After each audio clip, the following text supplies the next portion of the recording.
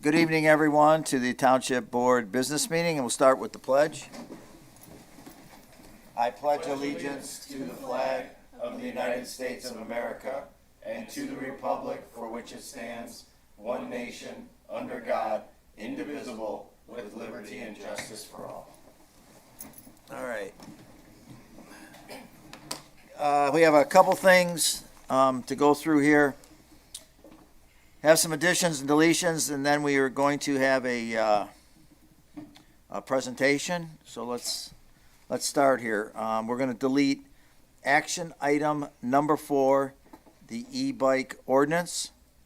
Can I get a motion for that? Motion. And I need a second. Second. Okay, is there any questions on this? They're deleting it. We have a meeting, Todd and I and a couple other people Thursday morning, Todd, right? And there's some questions we have on it, so that's the reason. All in favor, say aye. Aye. All opposed? Motion carried. All right, we're going to delete consent agenda number 4, declare ambulance and fire truck surplus. I need a motion. Motion. Second. Thank you. Any question on that? Why are we removing him? They didn't say anything to me about it.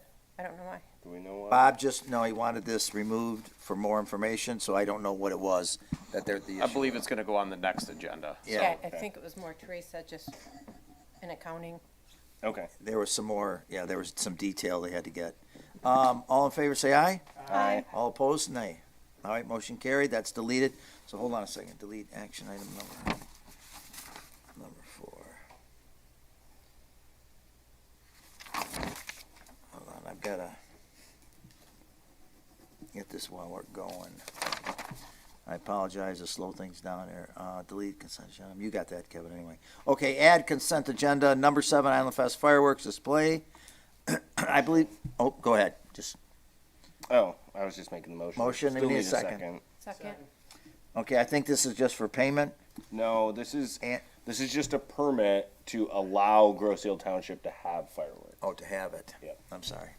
Yep. He said it was the only way they could get the payment. Well, They it need- is, the payment Okay. is contingent on it. I gotcha. Yeah, it's the It's con- permit for fireworks. The payment's contingent on the permit. This is the permit. Yep. Okay, thank you very much. All in favor, say aye. Aye. All opposed, say nay. Okay, so that's consent agenda number 7. You got all these, Kevin, for you for the deleted as number 4 consent, and we're gonna add 7. Got that? We good? Thank you. Sir? All right. All right, I need a motion to approve the agenda as amended. Motion. Second. All right, all in favor, say aye. Aye. Aye. Opposed, say nay. Okay, motion carried. The approval is there. We got a presentation tonight. Chief Wiles will be giving the presentation, I believe. Is that correct? And this is about the Michigan Association Chiefs of Police Accreditation Award presentation to the Grosse Ile Police Department. Go ahead, sir. Well, good evening, and thank you for the opportunity to be here tonight to recognize and honor your police department. My name is Ron Wiles. I'm Executive Director of the Michigan Association Chiefs of Police. Did my law enforcement career in Grambling Township in Genesee County, where I served for 26 years and had the honor to serve as their Chief of Police the last 6 years of my career. You're all somewhat familiar with accreditation. There are a lot of professions that have accreditation programs. Your kids go to accredited schools. You need medical attention, you go to an accredited hospital. Well, law enforcement's no different. Accreditation is a progressive, time-proven way for law enforcement agencies to improve their overall performance and level of service. Now, the foundation of any accreditation program is in the voluntary compliance of 130 professional standards. Now, the key word there is voluntary. No one's making the agency do this. They do it for the sole reason of getting better. Well, I can tell you that accreditation is a significant professional accomplishment. It's an accomplishment that demonstrates this agency's commitment to professionalism and excellence. I can also tell you that we just don't give out these awards. They are earned. If you didn't know, in Michigan there are 573 police agencies. Currently, 98 agencies have earned accredited status through the Michigan Law Enforcement Accreditation Commission. It's a distinction that separates your agency from several others across the state. You should know and be very proud of this accomplishment and know that they'll continue to serve with the pride, purpose, and integrity that's not only expected here in Grosse Ile, but deserved by the residents here. To talk a little bit about the process that they went through, I'd like to introduce our accreditation program director, Director Matt Silverthorne. Hello, like Chief Wiles said, thank you for having us here. We're great, happy to be here. So a little bit about the process for accreditation. There's 132 best practices that are set, and within those are bullets that they have to match. And there are actually over 600 points they have to meet. These are best practice standards set by the Michigan law enforcement community, the Michigan Association of Chiefs of Police, Michigan Sheriff's Association, Prosecutors Association, and some others. So after applying, the agency has to go through every single one of their policies and see if they meet these procedures. Then they have to make changes and necessary adjustments to meet the standards. So once they've done that, they have to prove that they're following the standards. They just can't have to write that they do it, they have to prove that they do it.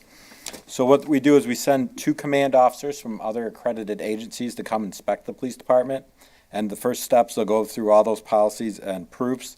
And then they'll interview members of the agency, members of the community, members of local government. Some of you might have been interviewed in that process.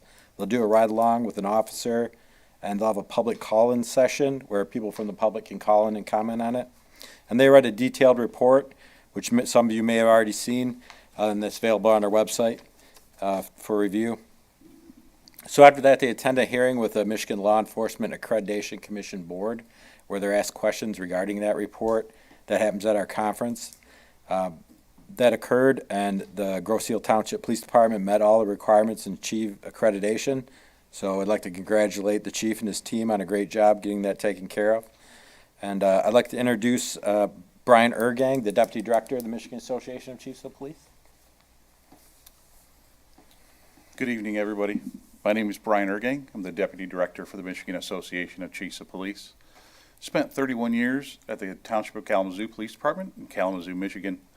The last 8 as their Chief of Police. Your police department is a better police department today because of accreditation. The decision to become accredited is a difficult one. As a chief from an accredited agency, I can tell you that the process is arduous. Many days, many weeks, many years filled with process development, policy development, revision, implementation, additional training. But all that goes on inside the department. It can't be done without help. It can't be done without the help of the board. So thank you for your input and thank you for your support. It can't be done without the community. The community has to have buy-in, and it can't be done without the members of the department. Now, the chief and deputy chief are going to come up here shortly and receive their accreditation, and they're going to tell you about all the great work that the department did. They're going to tell you about all the hours and all the time spent on it. What they're probably going to not do is talk about themselves and all the work and the vision and the leadership that they provided in this process. So if we can just take a moment and give them a round of applause for their work. Gentlemen, thank you for your leadership. And with that, I'd like to introduce the current president of the Michigan Association of Chiefs of Police to provide the accreditation certificate, Corey O'Donohue from Sylvan Lake Police Department. Well, thank you very much. I'm very honored to present the Grosse Ile Police Department for having voluntarily complied with the standards established by the Michigan Law Enforcement Accreditation Commission, deemed essential for the delivery of professional police services and the protection of their community. They are hereby awarded this certificate of accreditation. Congratulations, Chief. Great job. Thank you.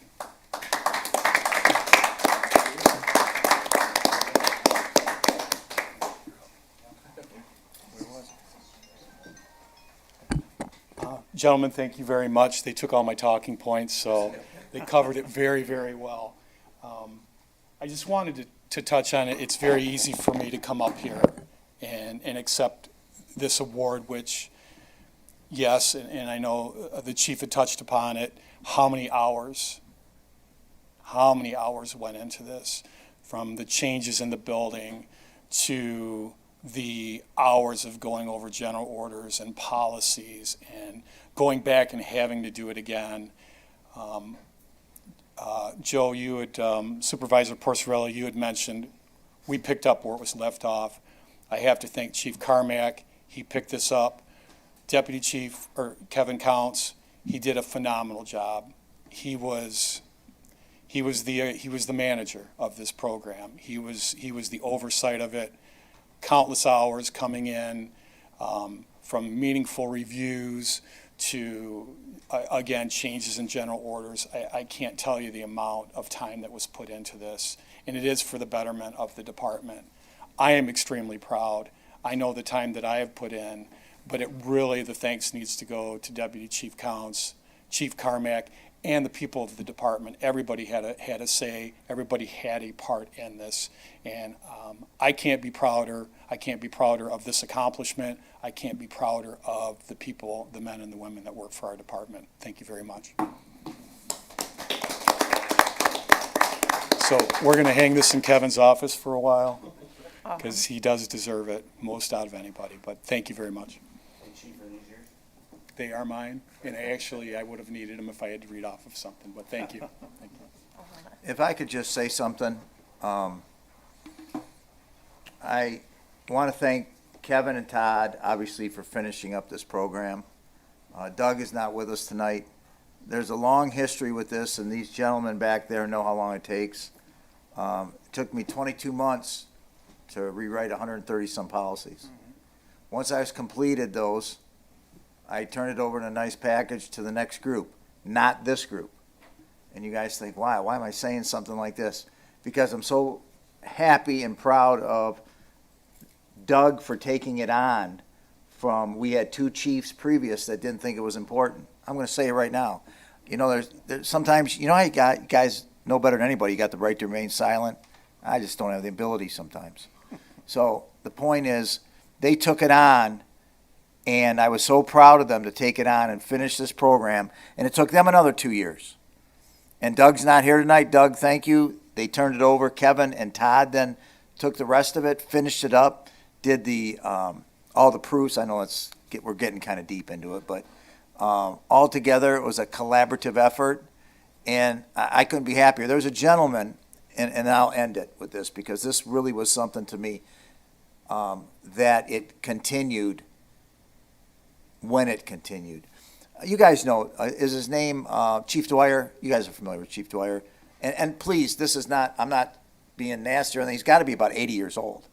And he's been in police work for, I'm serious. He is older than that. Oh, he's older. Okay. Well, he was in police work, he said, for 60-some years. I'm like, what? You know, in the police commissioner for Warren. And he said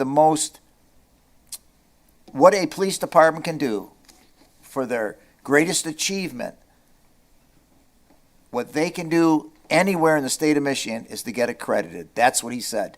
His biggest achievement in like 40-some years was when the Warren, do you remember he was like the police commissioner? He was something on top, whatever he was.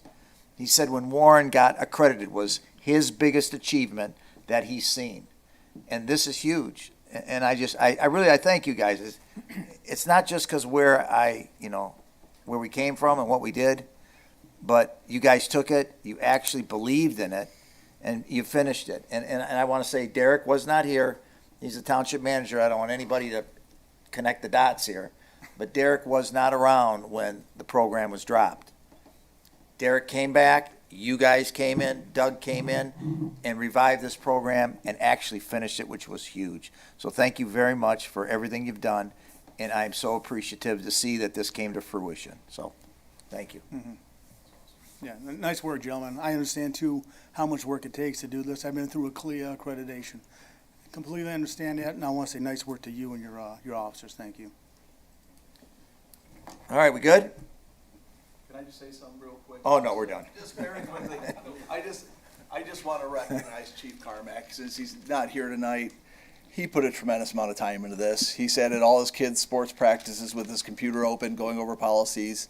And, he really was a pleasure to work with. We worked very well together and getting it, all put together in a package. So I just want to make sure that everyone knows that he really spent a lot of time on this. Thank you, Kevin. So just wanted that recognized. Thank you. And Doug, if you're at home, thank you for all you've done. Hope you're enjoying your retirement. No, it's not funny. All right, very good. Thank you guys for coming. Feel free to take off. I'll give you that time. Hurry up, scoot. We're so proud of you guys. Yeah, you can. Here you go. I wasn't trying to call you out, I just didn't want you to leave with that. All right. Thank you. Public comment is next. We've got, let's go for the email first. Then anybody that would like to talk from the audience, can we do that? All right, yeah, I do have one comment. That comment's from Christine Davis on Boucher. I was coming back from an appointment last week and was surprised to be delayed about 15 minutes as the trees in front of the old Tipsy Fish being cut down. No notice as to there may be a delay. If I was going to my appointment, I would have been late. They have cut down all those huge trees and all the way down on the opposite side of the marina, continuing around the golf course. The huge trunks are just laying there. With the earthquake this morning, it could have made them move, and what a tragedy could have happened. Question is, who are cutting these trees down and for what reason? Will the township put out a notification when the work is being done and of possible delays? I drove by today, Sunday, and it's really a shame to see all of them come down. But more importantly, I hope an accident doesn't happen because the liability to Behe Township would be disastrous. Any information would be appreciated. That's all I got. All right, thank you, sir. You want me to address it now? Did you want to, Sure. So the tree cutting is part of Phase 1 of the Bellevue Connector, which is a southeast Michigan-wide bike and pedestrian trail program to connect all the various municipal trails into the Iron Bell Trail and the Downriver Linked Greenways, as well as the metro parks.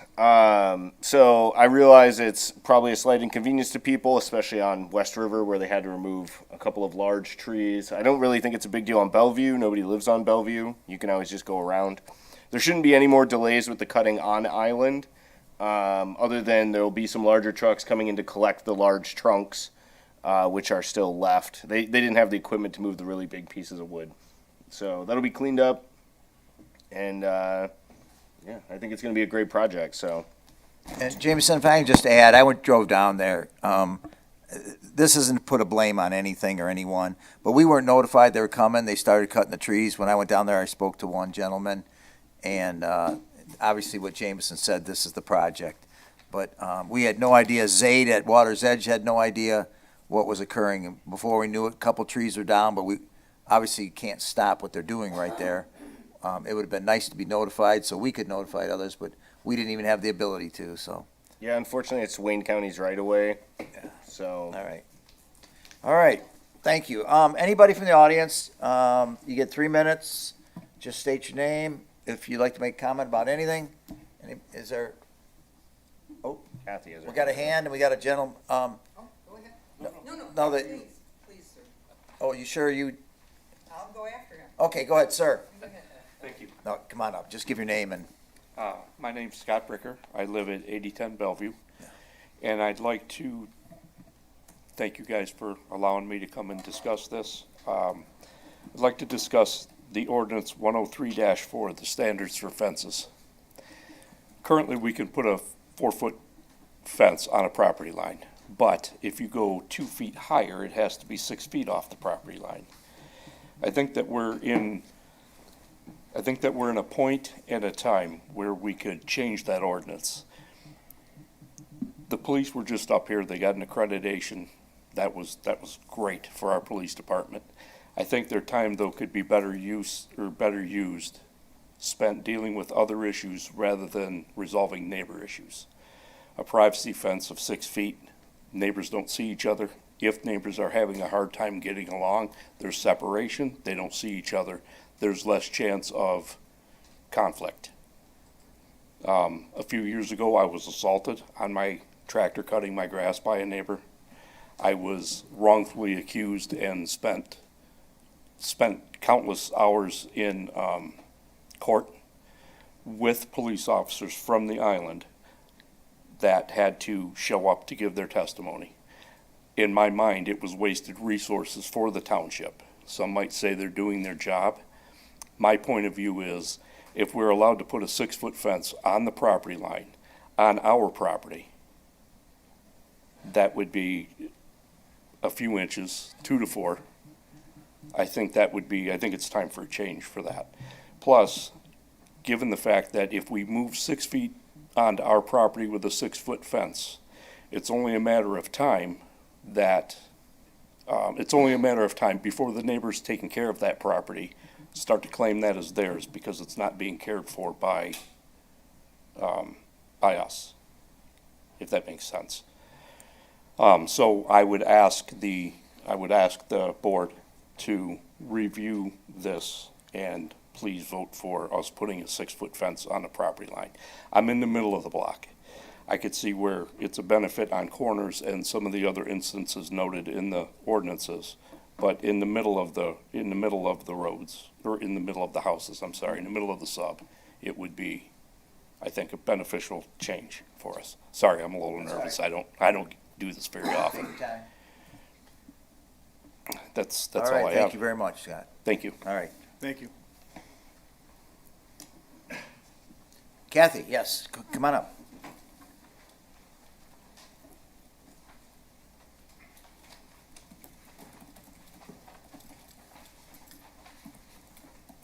Will this come up?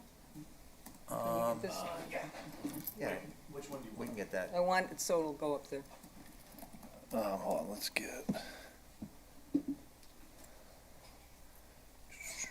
There we go. Do we get that, or is it just up there? You should have it now. We do Do get you it. want it zoomed into it? Yeah, that'd be nice. We do get it. There we go. That's Thanks, good. Brian. You good? That's great, thank you. Yep. Hello, Kathy Walker, 26051 Thorpe Court. The reason I'm up here is because it's about the millage for the police, and the board is going to be voting on the verbiage tonight. And I was just wondering, I have not seen anything that said what the median cost per household is right now in dollars and cents, and what it will be if this passes in dollars and cents. I've heard, point this and all that. But dollars and cents, people need to know, when you go out to dinner, you don't ask for the price after you've eaten the meal. You ask beforehand. And if you're voting tonight, I'd like to know, and I think everybody would like to know, what would it cost us? What's the difference? What's the increase? And it should be a secret. It should be something that, I don't see Teresa here tonight, but I'm sure she has that information. And Kevin, you might have it. You're the treasurer. I'm waiting for the police commission to provide that to us. Okay. Well, then we don't have it, at least to my knowledge. The voters need, to find, they don't want to find out after the fact. No one, including the board, should blindly vote on something. Yet if you don't know what it's going to cost people, people are having a hard time. There's a lot of people who really are having a hard time financially, and the seniors, they're locked in with most of their money, and it's not getting any higher. But the charges are.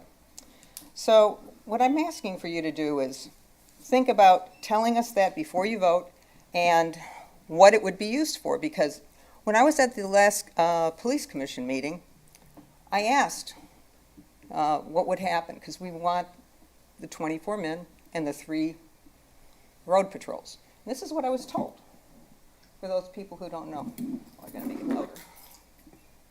Hold on. Let me go back to the loudness. Thought I had it all ready to go. Okay. Voted in, but has been reduced because of Hadley.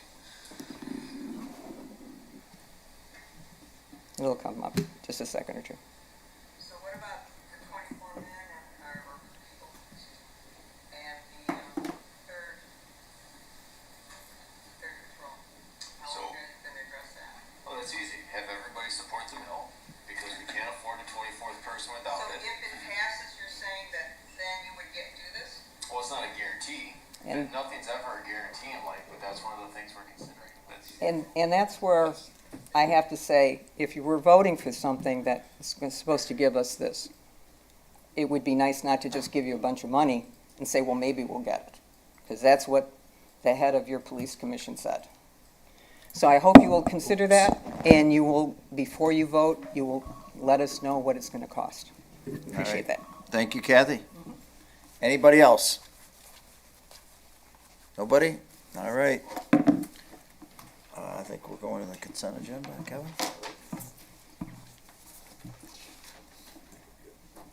All right. This is the consent agenda for April 27th, 2026. I move that the Grosville Township Board approve the consent agenda 26-009. So move. Thank you. Recommendation to, which consists of the following: minutes of the April 7th, 2026 special meeting, minutes of the April 13th, 2026 regular meeting, check and invoice register dated through April 24th, 2026.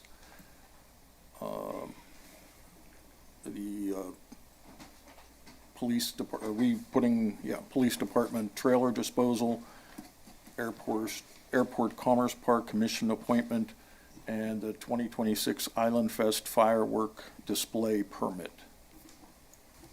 And that is everything on the All right. agenda, consent agenda. All right. Any questions or concerns for Kevin? With none. So approved consent agenda 26009. All in favor say aye. Aye. All opposed say nay. Okay, consent agenda approved. Thank you, Kevin. Let's go to the action items. Number one, the police millage language approval. Can we have some discussion on that, or? Oh, We need a motion. Well, we need. Oh, I'm sorry. Margaret, are you going to? Yeah. Yeah, go ahead. So the recommendation to the Grosville Township Board is to approve the operator, or I'm sorry, reading the wrong one.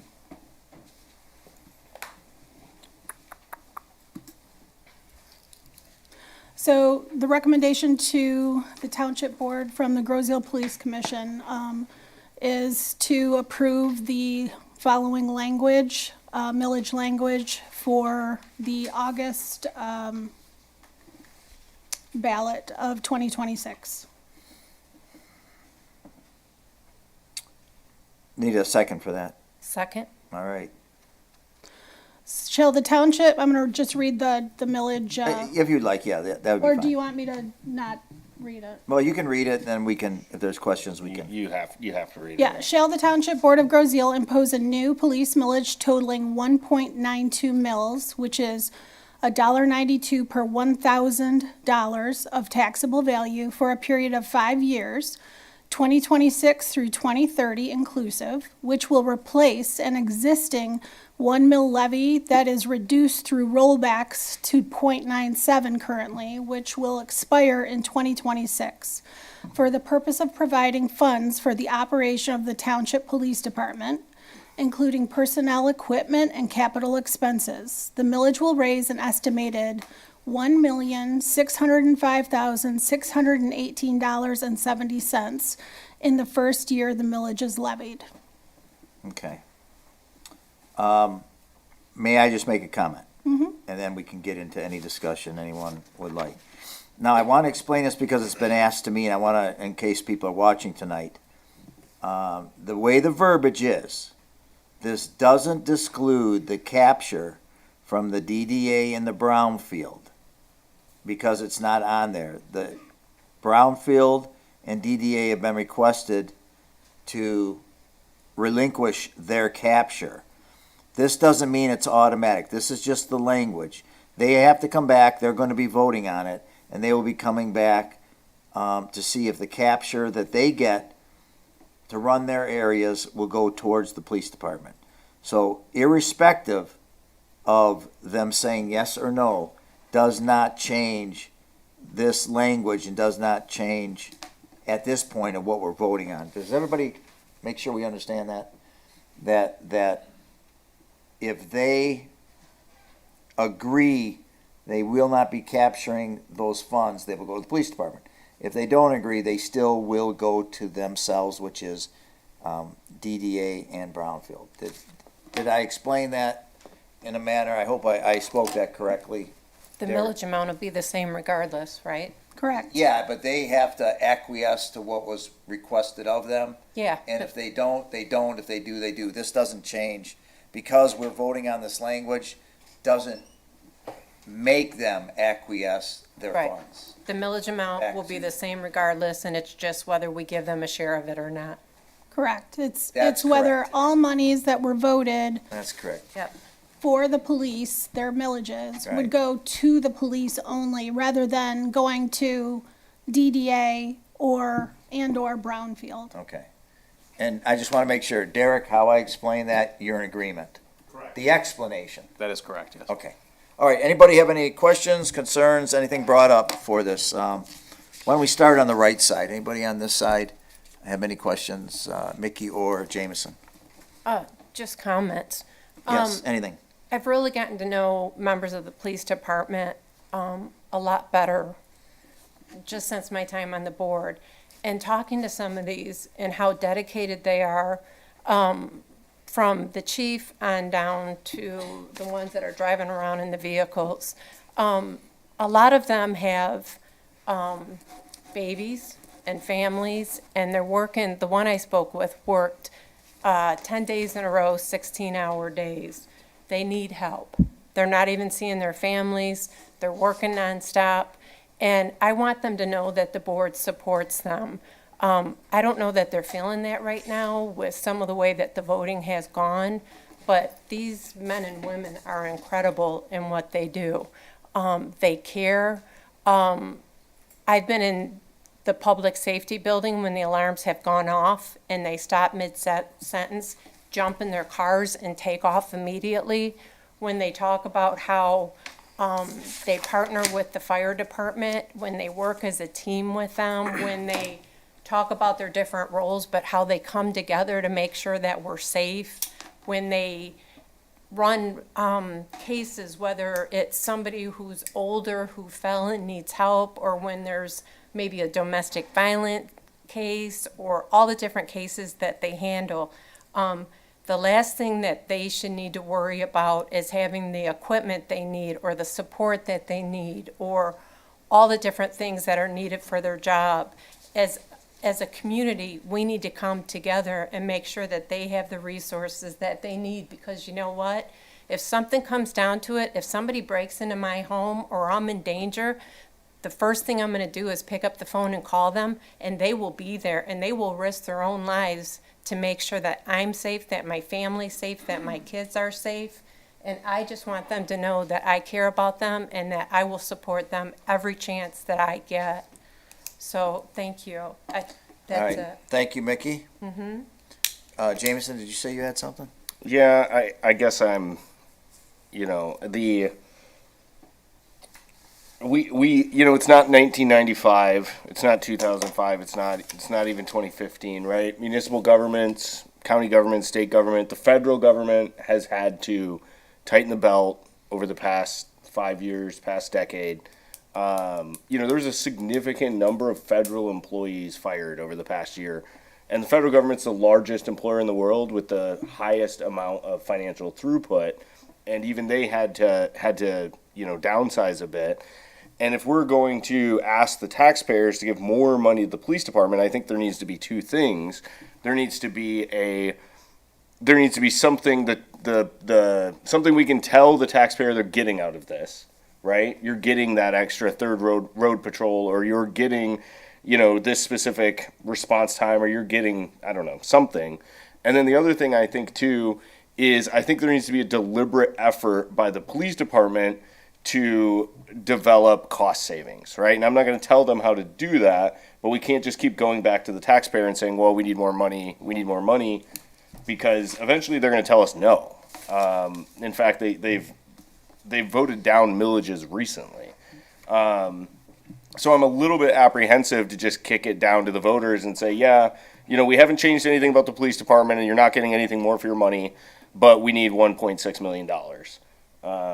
I'm not sure that's I don't know. I don't feel super comfortable with it.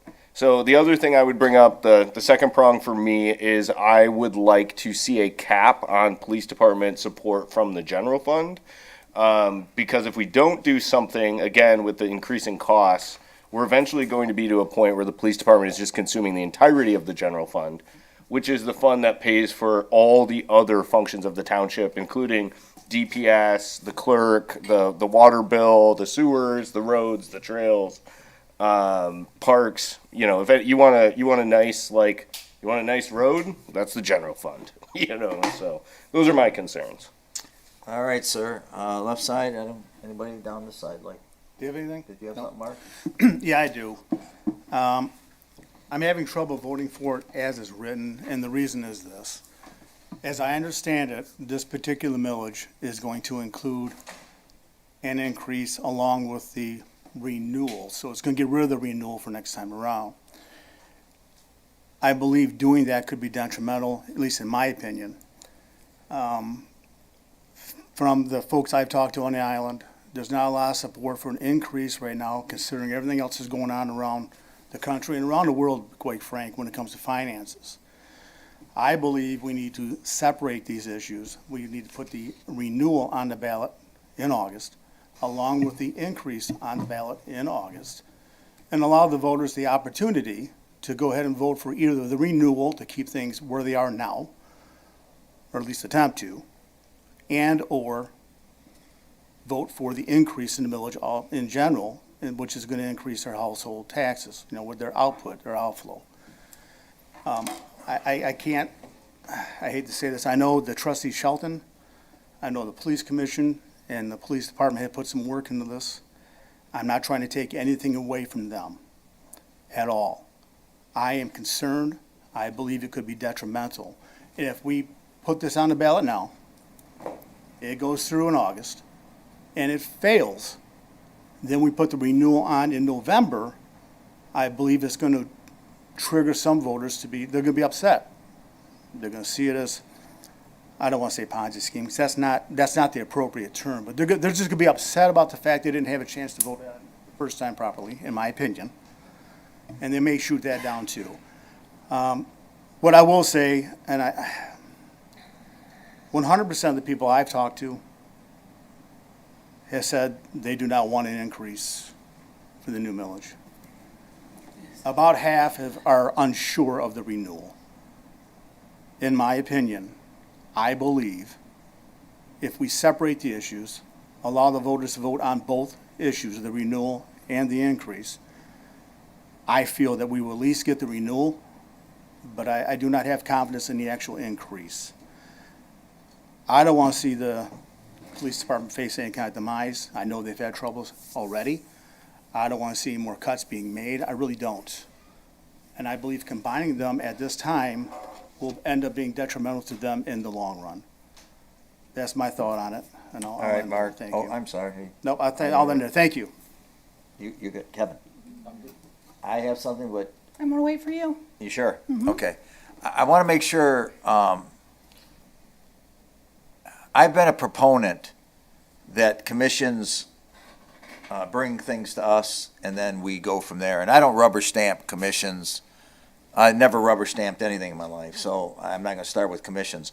But I do know that the commissions are the backbone of the township. And I've been very much a proponent, listening to them, hearing them, and a lot of times saying that, they put the work into this, they did that.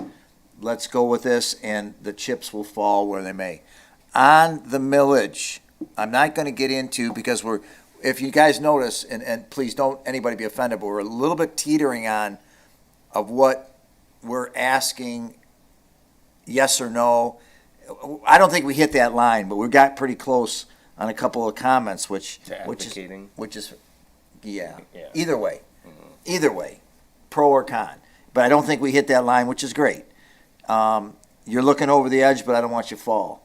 So my point is, the police commission, I know in this, have probably been working on it for the last, I'll bet 6-8 months easily. And I could be wrong, because it could be longer.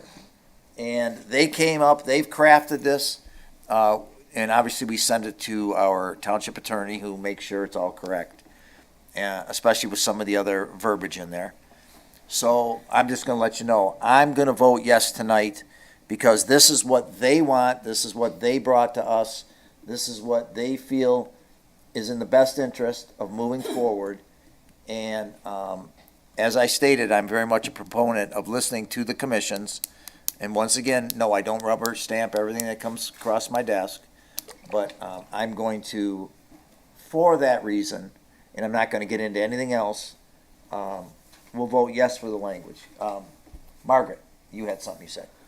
So, I'll just say, I find it somewhat concerning that we've gone through this twice with the full board, and if there were concerns like this, I would have expected them to be mentioned the first time, or even better still, the second time.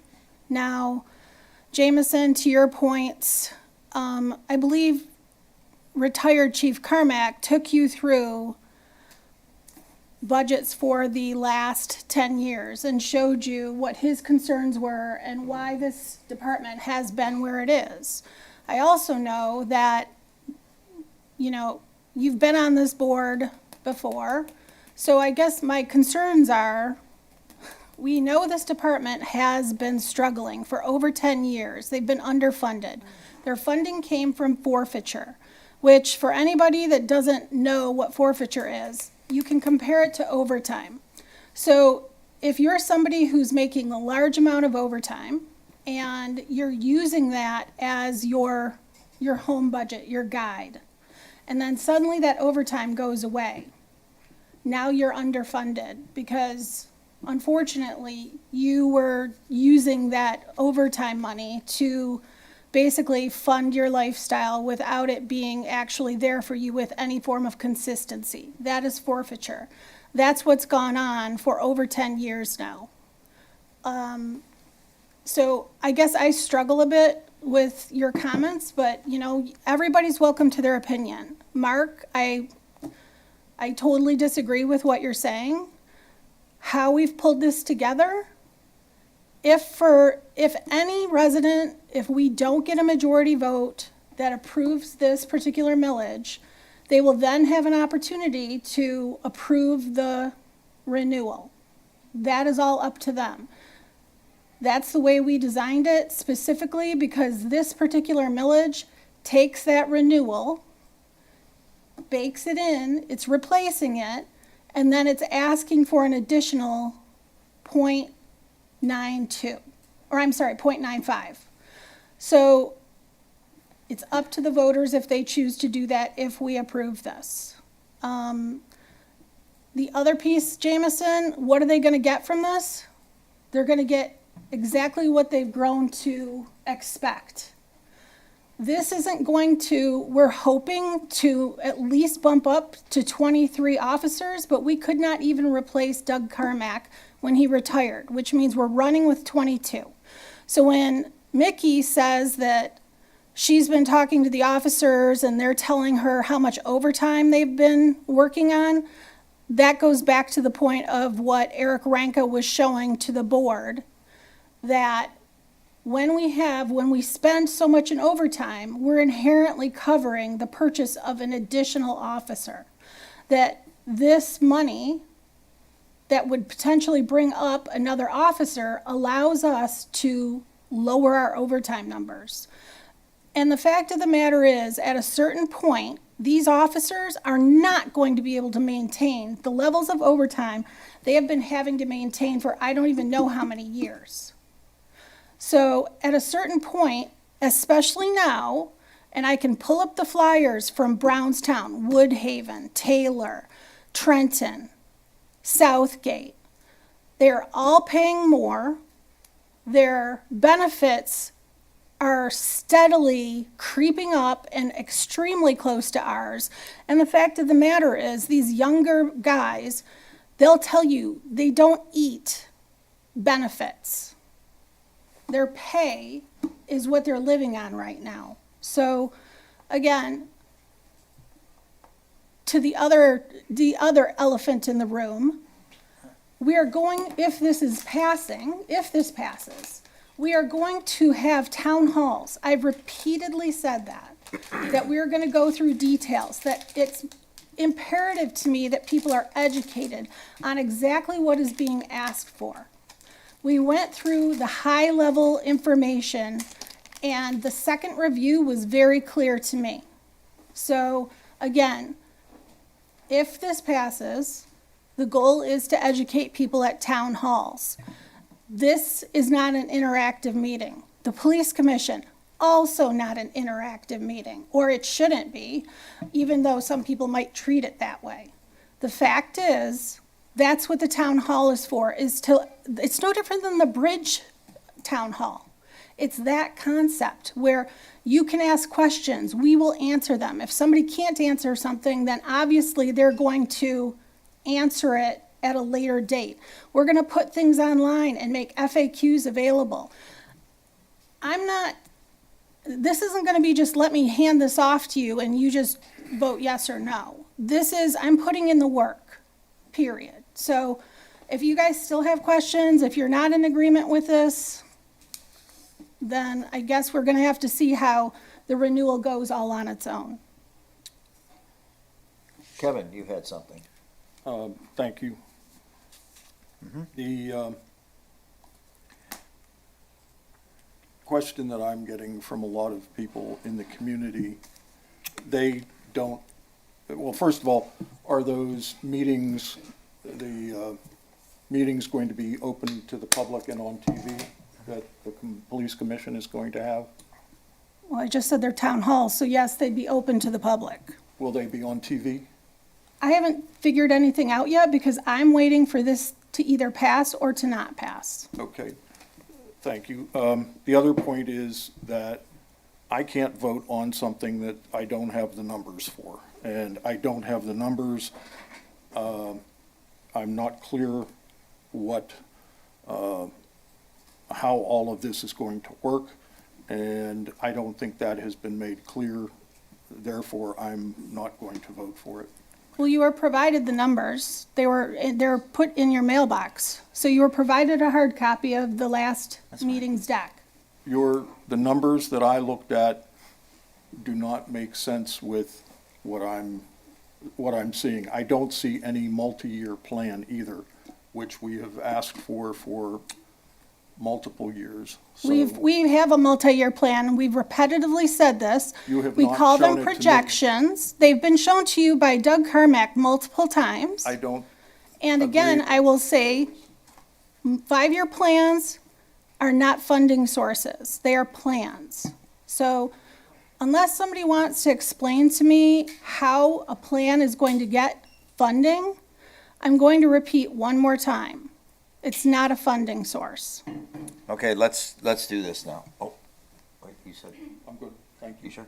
But Joe, when the vote takes place, I just want to remind everybody that voted for people when we were running, to remember the people that voted running on public safety. Thank you for that Right? also. Because remember, I said public safety was important to me, and I know Margaret did, but I know other people said it as well. So I just want the public to be very careful and watch the vote right now. Okay, what I want to do is keep everybody,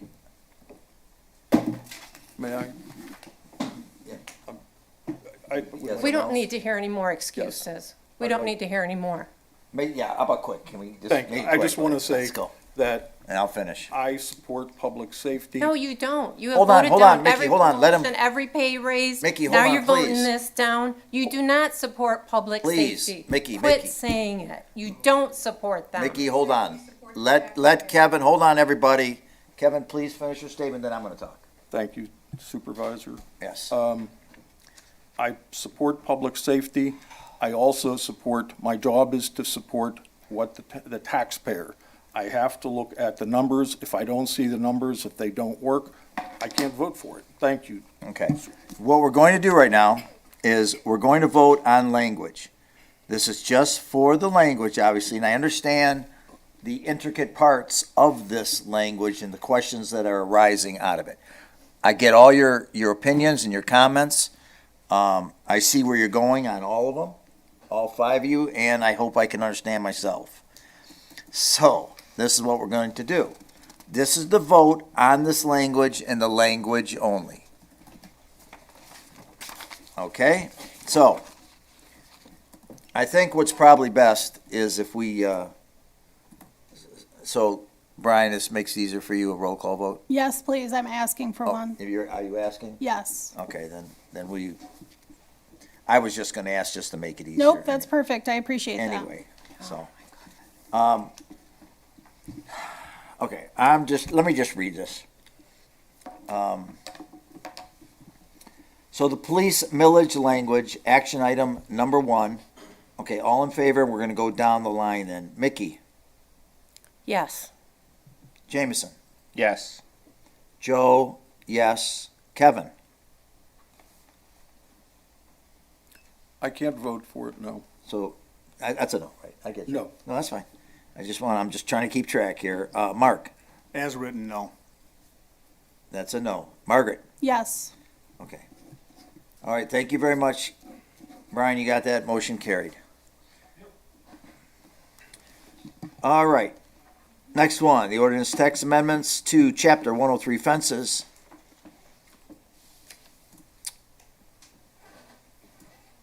Mark, did you put that on there, correct? Yeah, that's, was something I started a while back, yeah, I didn't actually put it on this particular agenda, but I'm supporting it. Who put, Sean's here. no, who put it on the agenda? I put it on the agenda. Oh, Oh. yeah, hold on. Yeah, that's all right. Stay right there. Stay right there. I apologize, Sean, then, does somebody have that up for me? I apologize. I don't have I've it. got it, I'll read it. Can you just read it, Mark, real quick? Sure can. Thank you. That's my fault. Recommendations. The Grosse Ile Township Board hereby approves the ordinance text amendments to chapter 103, fences and walls of the Township Code of Ordinances. All right, thank you. Do you want me to read Yeah, it? I need a second. I'll second it. Go ahead. You want me to read their history and purpose? Yeah, just the history is, I've got it up right now. It's only us. The proposed tax amendment to chapter 103, section 4 of the Township Fence Ordinance allows 6-foot tall fences along the property line. Current ordinance allows 4-foot fences on the property line, requiring a 6-foot setback to fences greater than 4 feet in height, up to 6 feet in height. Okay. All right. Thank you. Sean, can you give us more history or where we're at on this and how this come to fruition to get to the board level? Yeah, so speaking with Mark and then also a few residents, there was a request to edit the current ordinance and reduce the increase the height along the property line from 4-foot fences to a 6-foot fence. So Brian Borden, our township planner, put this together. It's relatively small and as far as like the actual language being changed. But then also speaking with Jimmy and Brittany, who have worked in the building department much longer, oftentimes when people submit applications for fences, they're surprised to learn that the limit is 4 feet, and a lot of people would prefer up to 6 feet. Looking at similar communities across Metro Detroit, Grosse Pointe Farms, Rochester Hills, Trenton, 6-foot fences are allowed along the property line. So that's kind of the crux of it. Okay. All right. Who would like, I have something to say, but I've seemed to be dominating the mic. I can kick it off if you like. Would you please? Yeah, I actually started this probably 3 years ago with the previous board. It went to planning. Planning wouldn't take it up. They said they didn't want to change the fence ordinance. That's fine, right? That's their prerogative. I do agree that, so to be clear, this isn't going to result in a bunch of fences along the waterfront, right? Because you can't have fences along the waterfront. This doesn't allow for fences in front yards, right? This simply allows you, right now you can have a 4-foot fence on your property line, and if this is approved, you can have a 6-foot fence. And I, for one, especially, I live in the middle of the island. I don't think it's going to change the character of my neighborhood or anything like that. So, generally speaking, I support this one. Okay. Anybody else? I want to give you guys a chance first, then I'll Yeah, chip in. I just was interested in understanding the order by which ordinance are updated or developed, because not long ago, we finished the master plan, and there was a lot of discussion up here about prioritizing Macomb Street, and I've not seen, anything specific, ordinances that are specific to Macomb Street, come to us, but go to planning, and I've also, so there were a couple. There was the vision triangle. That never came back. I thought that was rather important. As silly as this sounds, the chicken ordinance was even ready to go through planning And the RV and boat one. I don't know.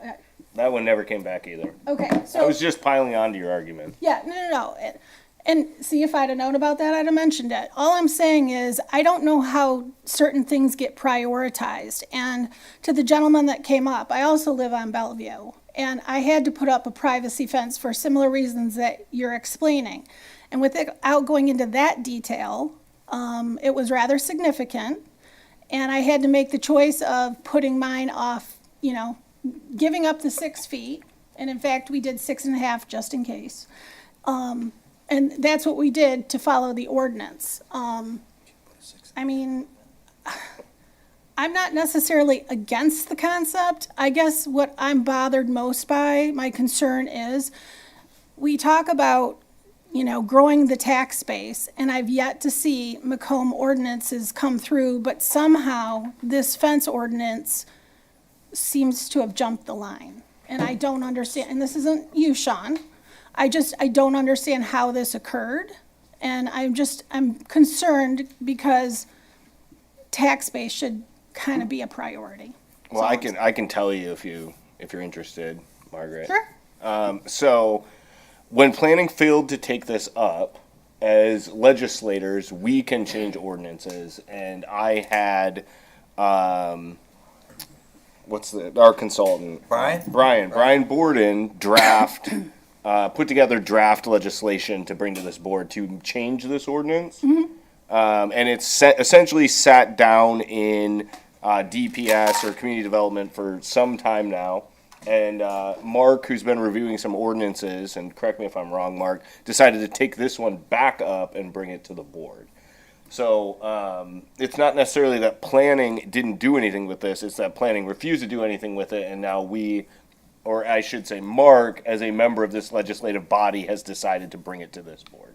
And to speak to the Macomb conversation, and Sean can probably help me out with this as well, I know that they're looking at a pretty heavy-duty rewrite of the zoning ordinances within the Macomb district as kind of more like a holistic review of all that, and then eventually that'll come back as a package rather than a piecemeal approach to it. So when they went through and they did the master plan and the surveys and the information that they obtained from that, they're trying to incorporate that into some changes to the Macomb district zoning rather than just a single ordinance here or there. So that's where that one stands. But a little bit about the process, and I think the supervisor maybe was going to go into it in a little bit, but to jump ahead, generally the process is if it's a zoning related ordinance, so in chapter 285 of the Township Code, that is required to go to the Planning Commission. They're required to have public hearings, and then it has to come out of the Planning Commission for the board to consider. If it's a non-zoning related ordinance, then not in chapter 285, then that can bypass essentially the planning commission and come directly to the board for consideration. So depending upon the ordinance, some take longer just because of the nature of the law, essentially. So, Joe, may I? Were you guys done, or? Margaret was. Yeah. Are you finished? No, I'm done. I just want to make sure. Yeah, go. Okay, so a couple of things. From what I understand, the planning commission didn't say no. They were overwhelmed at the time with the master plan. This was before the master plan. They literally said, we will not take this issue up. We don't believe there should be 6-foot fences on property lines. Okay, so I spoke with 3 members of the planning commission. They also filled me in a bit where I think it has poor optics to have a board member that's interested in putting up a 6-foot fence on the property line and skipping the normal process. I just think that's poor optics. So I understand, Mark, that you were interested in the past, and I know that you have issues with your neighbors. It goes back and forth quite a bit. And so for us to skip, and Joe, you had just said that the commissions are the backbone, right? And they're the way that we get things done. So to now skip over that process and go directly to a vote. Now, if we have citizens, like you were saying, sir, that you're interested in a 6-foot fence, I'm all about representation, But I think we have to be careful to follow the process, especially when one of us are interested in doing something that's not in an ordinance. Like, it's not fair if I want to do something, so I say, I'm just going to rewrite the ordinance so I can do it, right? Like, that's just not fair. So I think this needs to go through the planning commission, because even if they don't want to do it and they have that discussion, then that's fair, so that we can either go to the meeting or listen to them, so that we evaluate what they have to say before we then vote on it, right? And so, I just think it's unethical for it to skip right to us and vote on that without it going to the planning commission. And they did tell me that they would take that up and have that discussion and vote on it. I also think, because they have years and years of experience, that I think they should look at the changes to the ordinance itself. I know we have at least one attorney on there and all the other members with the years of experience, and I think language is important and that they should be looking at the revised language as well. Those are just my thoughts. Again, I'm not saying that we shouldn't make the change. I personally don't like tall fences, but I get where you're coming from. But again, I just think we should go through the proper channels. If they vote yes, great, it'll come to us for a vote. If they vote no, it can still come back to us for a vote. Yeah, it's not, irrespective of what they feel, and I'm not saying this, and I am very much a proponent, Mickey, but I just want you to understand that because they vote yes, I don't care what the issue is, any commission, that I don't rubber stamp anything, I just want to hear. I'd like to hear from them, so I Right, understand. that's what I think. No, I mean, understand that's where why you're we coming have from. Commissions, right? I mean, Yeah. years and years of experience. No, I and- understand the point of what you're making there. Yeah. Okay, all right, thank you. Who, Oh, yes, I now have something to say. So your statements are inaccurate. This isn't about me. I'm not even gonna put a 6-foot fence up anymore.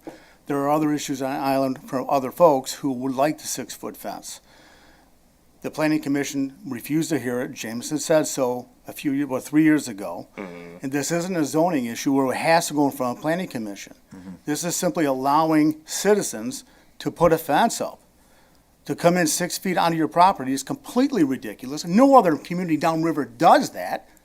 I'm not sure why we do. It's to discourage might- you from putting up a 6-foot fence. Well, yes, and that might have been appropriate 30 years ago when it was originally put into place. But in today's standards, for people who are living here now and the new community coming onto the island, if they want a 6-foot fence on their property line, they should be able to put a damn fence up. I apologize. They should be able to put a fence up. There's no reason why we can't do this at this level right now. We've had our own township attorney say that we can do this. So I don't need any other legal opinions. I'm going to our township attorney who said we can do this. We can prove it right here, right now, today. oh, there's no issue for us being here. It's still the optics. It just doesn't look The right. optics, your argument on that is wrong. I'm not even putting a fence up anymore. I'm done Mark, with it. it's the Hold on, let's- optics yeah. that at one point you were looking at. Hold on, I'm not getting I'm into, not saying you're doing it You're now. wrong. Mickey, I'm hold just on, we're saying- not gonna You're get wrong. into anything personal here Out tonight. of order. Hold on. Yeah, no, hold on. I'm not getting into any personal issues tonight. This is not what this is about. Let's go, anybody else, and then I'll talk. Kevin, did you say? I just think that You it said you had is, something. I think it's unreasonable, unfair, that one board member is calling another board member unethical. Okay, hold. Yeah, can we talk, can we have the ethics conversation? Can we do that? Hold on, hold on. We're gonna stop right now. No more jabs, no more, please. Let's do this. You think I'm concerned? I don't know. Let me just talk then. Oh, Kevin, you say you're done? That was me, I'm sorry. No, we good? All right. Sean and I got together on this, and I went to an engineering firm, and I found that 26 cities, besides the one that Sean just mentioned, they weren't part of that, but 26 cities allow it on the property line in this area that this engineering firm works with and represents. There's not one of the 26. So I thought, let's look further into this. Let's go. And I'm going to tell you this, I didn't know, I'm very much a proponent to listen again to the planning commission to see what they have to say. And then Jameson told me, it was just today, I believe, when we talked earlier, that the planning commission did look at it a few years back. And also, an individual told me they pulled it up on the archives, on Brian's, old meetings. And they did discuss it and had some reasons why. I don't want to say the reasons, because I don't want to misspeak at all. I want to be accurate. So I thought, I have no problem. Bill even called me and said he really wished he could be here, can we hold, not basically hold off, but he would like to be here during the vote for whichever way. He was under the impression, which wasn't exactly accurate, that it had to go there and we weren't doing things correctly. And I explained to him we are doing things correctly. So correctly is the vote tonight if we wish to go yes or go no. So let me just bring this to the board here as a group. Would we have a consensus? This has been going on for years. If we just get an opinion, and once again, I haven't been in agreement with all their opinions. And I mean any commission. And as you've seen, I've said no to certain issues that, the police, the fire, DPS is the only one I agree. That's because you're the leader. I've agreed with everything. I don't agree with everything maybe on DDA, and, I don't rubber stamp those, but as a group, I'm just asking, because this is getting kind of contentious. If we get an opinion, and if they don't want to, well, so be it then. Who are we getting? Planning Commission. Okay. If the Planning Commission says, we did this 3 years ago, and what it was explained to me, that they talked about it and decided no, we're not going to hear it. They actually spoke about it at the meeting.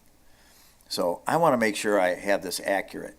But would the group be opposed to getting an opinion rather from them and then having them come back, even though we don't have to because it's not under the 285 ordinance? And if you don't, you don't. I understand that. It's just that it's this is much more contentious than I expected this to be. And Sean, I know you're brand new. I'm sorry. I'm going to put you on the spot. Sometimes you got to put your feet in the sand, when that big wave comes. Do you see an issue with it? Personally, I don't see an issue with it. I think it's pretty standard practice in previous communities I've worked in as well. 6-foot fences, the town I grew up in. It's not like everybody's going to go out and get a fence tomorrow. But I do think it's pretty standard. Because they are very expensive. And one thing that I want to say, and I'm not throwing anybody on the bus just because of the information, because it might be anti what some feel, is that 100% of the applicants want it on the property line. No one's ever agreed, oh yes, I don't want it on the property line. They find out some of them don't even apply for it because we can't have it on the property line, or up to, is that correct? So yeah, if you have it directly on the property line, it is a joint application with your neighbor. Yeah. If you have it, say, a foot back, then you can do it. Or how about just a few inches back, which is up to the property line? We Posts can must actually- be entirely on your property. Yeah, that's fine. But she did say that, oops, sorry, I let that one go. The person did say that 100% of the people want it on the property line that want a fence. So, I mean, I know that was kind of surprising for me, but I get that. So, what do you guys think? I'm just trying to get kind of a consensus. Can we go back to them, get their opinion? We can always override them. It's only going to be a month. Well, I think they've given their opinion, but if we want to give them another crack at it, I suppose there's no rush to.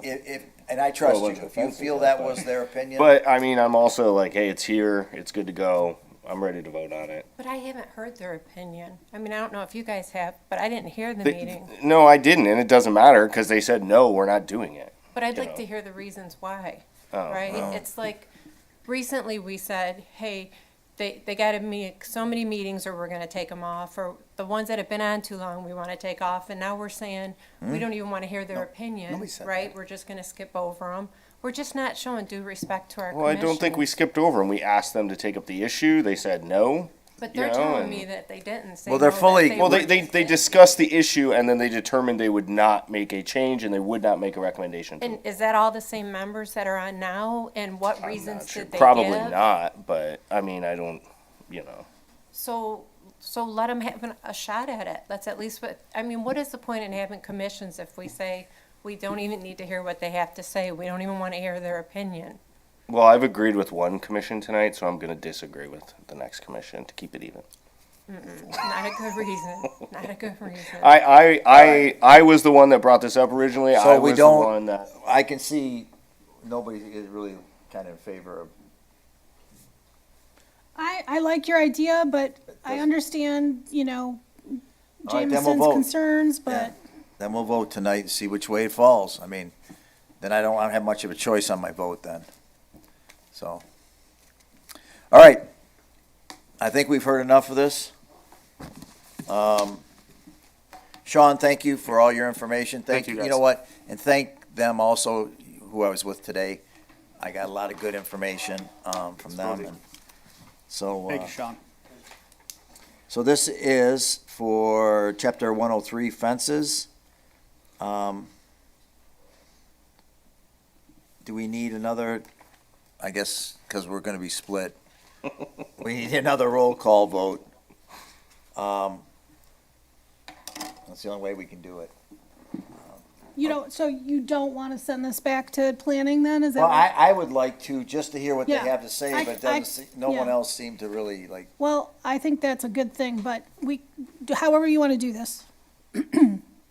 I missed what you said last. However, I agree with you. I think it would be good to hear from planning. I'd like to understand their reasoning better, but, you know, we can vote if that's what you're recommending. Well, no one seemed to speak up, so that's why I'm recommending a vote now. So, and I think only I'm speaking up and you now also, or the others would have said something, Margaret. So, okay. Action item number 2, ordinance text amendment 103 fences. Why don't we do the same thing? To change, so this is, remember, a yes vote would change the ordinance. So we have it, we're all on the same page here. Okay. All in favor, we'll go for a roll call vote. We'll go this side. Mickey? Say that again, a yes vote? A yes vote would change the ordinance to allow the 6-foot fence on the property line. A no vote would mean we don't change the ordinance. No. Okay. Jameson? Yes. Kevin? Yes. Mark? Yes. Margaret? No, I'd like to hear from planning. Okay. And I will vote yes tonight. I think that, I know it's got numerous issues, so, I'm done. This is just so unethical. I'm done. Have a good night. Mark? hold on. What, Can we take a break, please? yeah, why don't, you know what? Anybody, why don't we take 5 minutes, please? I don't want to.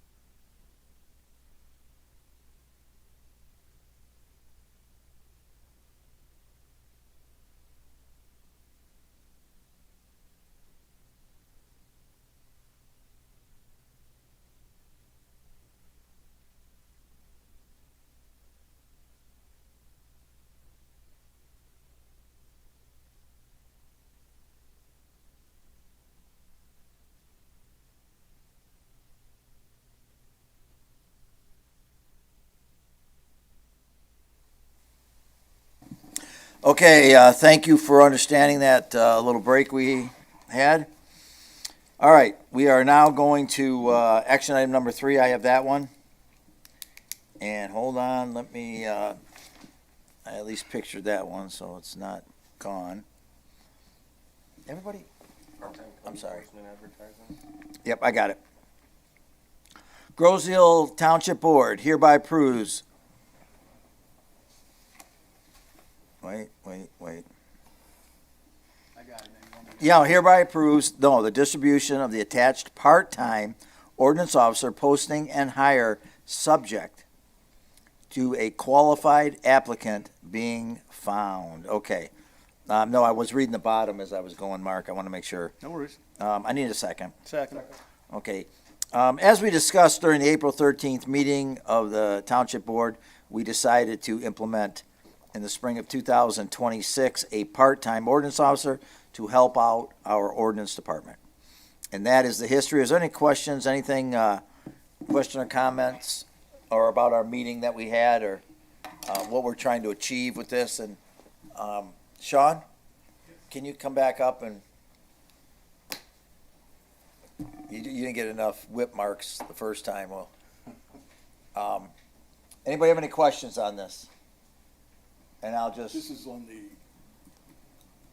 part-time. Correct. Oh, yes. Yeah, the part-time. So go ahead, Sean, just about our meeting and. So Derek, Joe, and I met, we talked kind of about the job description that Derek put together. So you have a part-time code enforcement officer starting and overlap with Julie for training purposes, and then after that, kind of maybe switch a little bit. Your mic, can you turn your mic on? And then after that, the scheduled shift, so they would be working kind of off hours, so there'd be kind of ordinance enforcement more around the clock than there currently is. We budgeted $15,000 for this position at $18 an hour. That roughly comes out to $800, about 14 hours, about 16 hours a week. And that's kind of flexible. Summer, probably longer hours, and then shorter hours in wintertime when there's less enforcement activities. I think that pretty much sums it up. If this is approved tonight, we'll go out and post it tomorrow, and then we're thinking a deadline of May 21st for the resumes. All right, sir, thank you. I just would like to say that when we met, here were some concerns, and even that the board had. Obviously, everybody gets vacation time, and our ordinance officers probably, because of the number of years of seniority, is at the top of vacation. They get personal leave days, they get sick, obviously. So being off, say, 2-3 weeks out of the summer, we were short last year, and I noticed when people called and we had ordinance issues that no one was here. I mean, people get vacations. I mean, that's a great thing. That's a great benefit. But we do need people here, and so we came up with this. Derek and I sat and figured out, well, if we had this much for $18 an hour, we could get this many hours out of a part-timer. And we can also plug them in at different times. Sometimes after dinner, people, you can't get a hold of people during normal work hours. You get a hold of them after dinner and tell them what's going on or whatever. It's just very helpful to have it overlapped in the hours or changed in the hours and fill in, especially when nobody's here, to have another ordinance officer, a part-time officer, filling in so we don't have to say, I don't want to say to people, Groseal, I'm sorry, we don't have anybody that can help you today. Why don't you call back in a week? That's not good. That doesn't sit well with me, that's all. So thank you for your help on that, Derek. Thank you very much for putting this all together.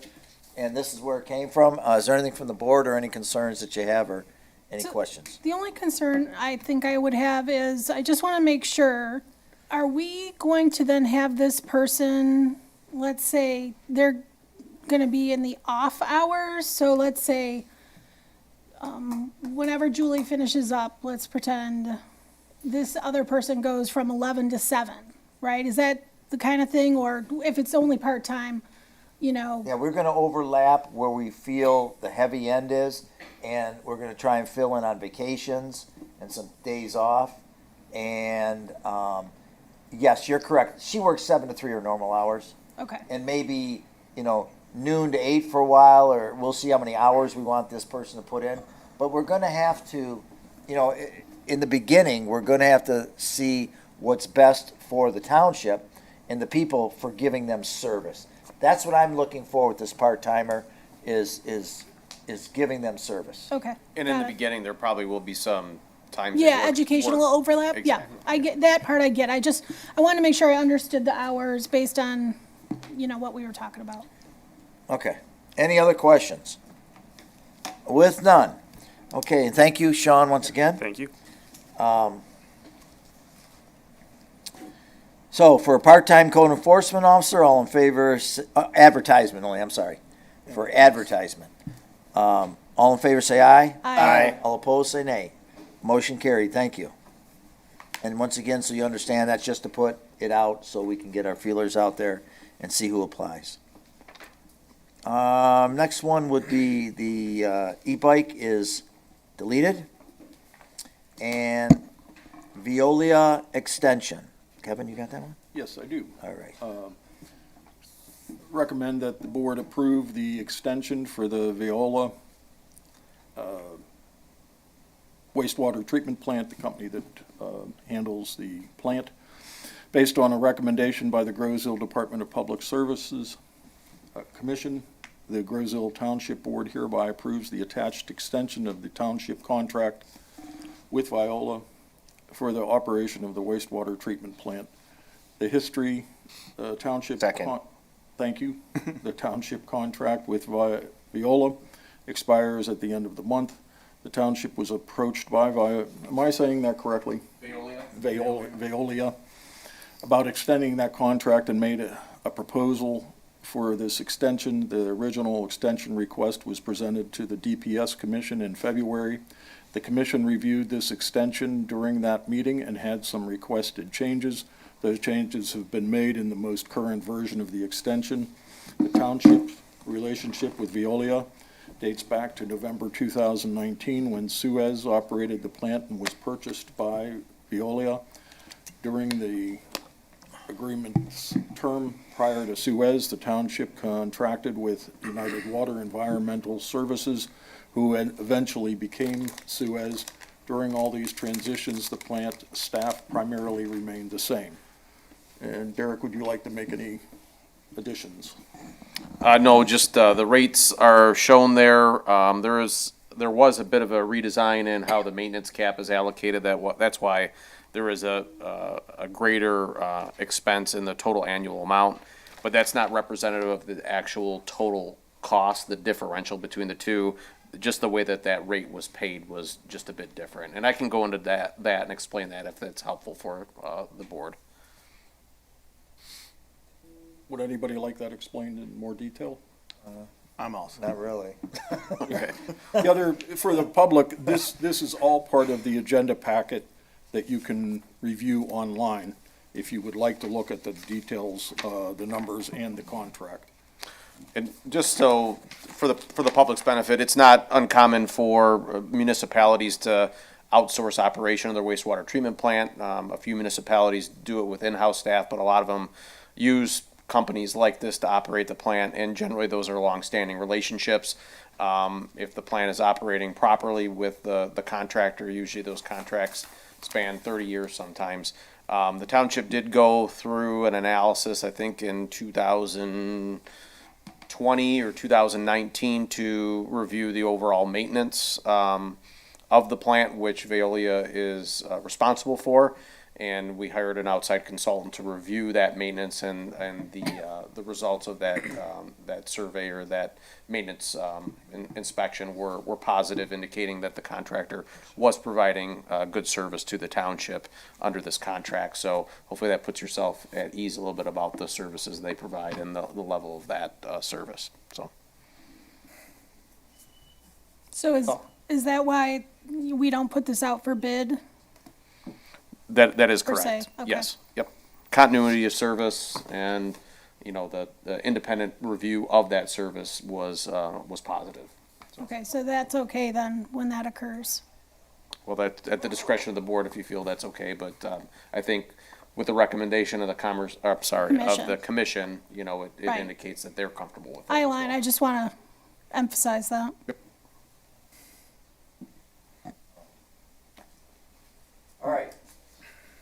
nothing else, action item number 5, Veolia extension. All in favor say aye. Aye. All opposed say nay. Okay, motion carried. Number 6. You got that? Yes, sir. This is a contract extension for Compo Brothers Excavating. Based upon a recommendation from the Groseal DPS Commission and the Groseal Township Board, approves an extension of the township contract with Compo Brothers Excavating based upon the terms and conditions of their 2020 contract for a term of an additional 3 years. Second. Thank you. The Township of Groseal contracts out a variety of excavation work. The work includes water main and service line repairs, trenching and excavating, sewer maintenance repairs. A decision was made around 2013 to privatize these services. During that time and multiple occurrences afterward, the township bid out these services. The most recent bid was in 2020. Compo Brothers was the low bidder in 2020. Their initial contract term was from 2020 to 2023 with 2 additional 1-year options, which resulted in an expiration date of June 2025. The Township Board authorized the extension of their contract at that point for 1 additional year. That extension expires in June of this year, 2026. Compo Brothers has offered to extend their existing prices for an additional 3 years. The prices we currently pay have been fixed since their original bid in 2020. If accepted, rates will have been flat for 8 years, which is significant in this date and time of high inflation. Compo Brothers has been an excellent partner. They are prompt, responsive, qualified, capable, and competent. All right, good. Open for discussion? I'm sorry, go ahead. I think that summarized things well. Once again, this one comes with a recommendation from the DPS department and the DPS commission.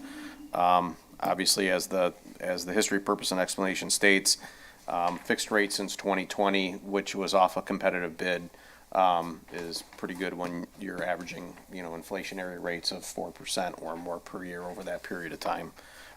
We have no concerns whatsoever about their performance. They've been a terrific partner with the township in addressing community needs. It's not often you're able to, have response times to water main breaks that are, sub 3 or 4 hours. Generally, we're waiting for misdig on water main breaks longer than we are for the contractor to arrive on site. You'll see on page 71 of the packet those rates for which are being proposed. And they're very competitive as it relates to the industry, quite competitive, actually. And, with the quality service they provide at those rates, I think we're very pleased with that result, so. All right, thank you, Derek. All right, anybody else? Yeah, I just have some questions. I guess I can direct this either towards the treasurer or Derek, but, so, just so I understand correctly, we have not gone out to actual bid since 2020, so 6 years ago? That's correct, but we were under contract all during that period of time, so. All right, and we've given them contract extensions, so 2020 to 2023, then 2023 to now. Yeah, there were options associated with their contract, and then one extension, which was last year. If you recall, I believe when this came to the board, last year it was offered as a 3-year extension, but we accepted a 1-year extension, so. Oh, that was with Compo. I'm sorry, I got that mixed up with another company. Okay. So why haven't we gone out to bid then this time? Just to test the waters. I'm just curious as to why we didn't go out to bid. And So- are we gonna keep kind of kicking the can, so to speak? Yeah, so the 1-year contract, when we bid it in 2020, we did only receive the one bidder. The services that we require are a bit specific, because we also use them for some snow removal. And we require equipment to be located on site. So I think that the quantity of bidders that would be available to us are limited. Number two, as was discussed during the Public Services Commission, if you have a partner that can perform at a rate that is extremely attractive, to go out to bid and then receive bids from contractors potentially, if we do receive them, that may promise certain things without an experience level like we've had with Compo. They weren't exactly confident that they would even accept a bid from a contractor that was unproven to the extent that these folks have been.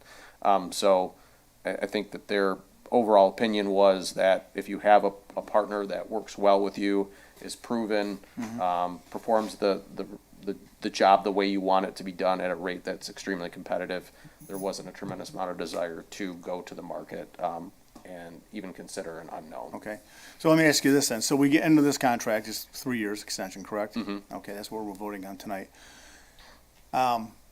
If suppose we were to come across a situation where maybe we could get better rates, and I'm not saying we can, is there a clause that we could invoke or impose to somehow come out of that contract and go back out for bidding?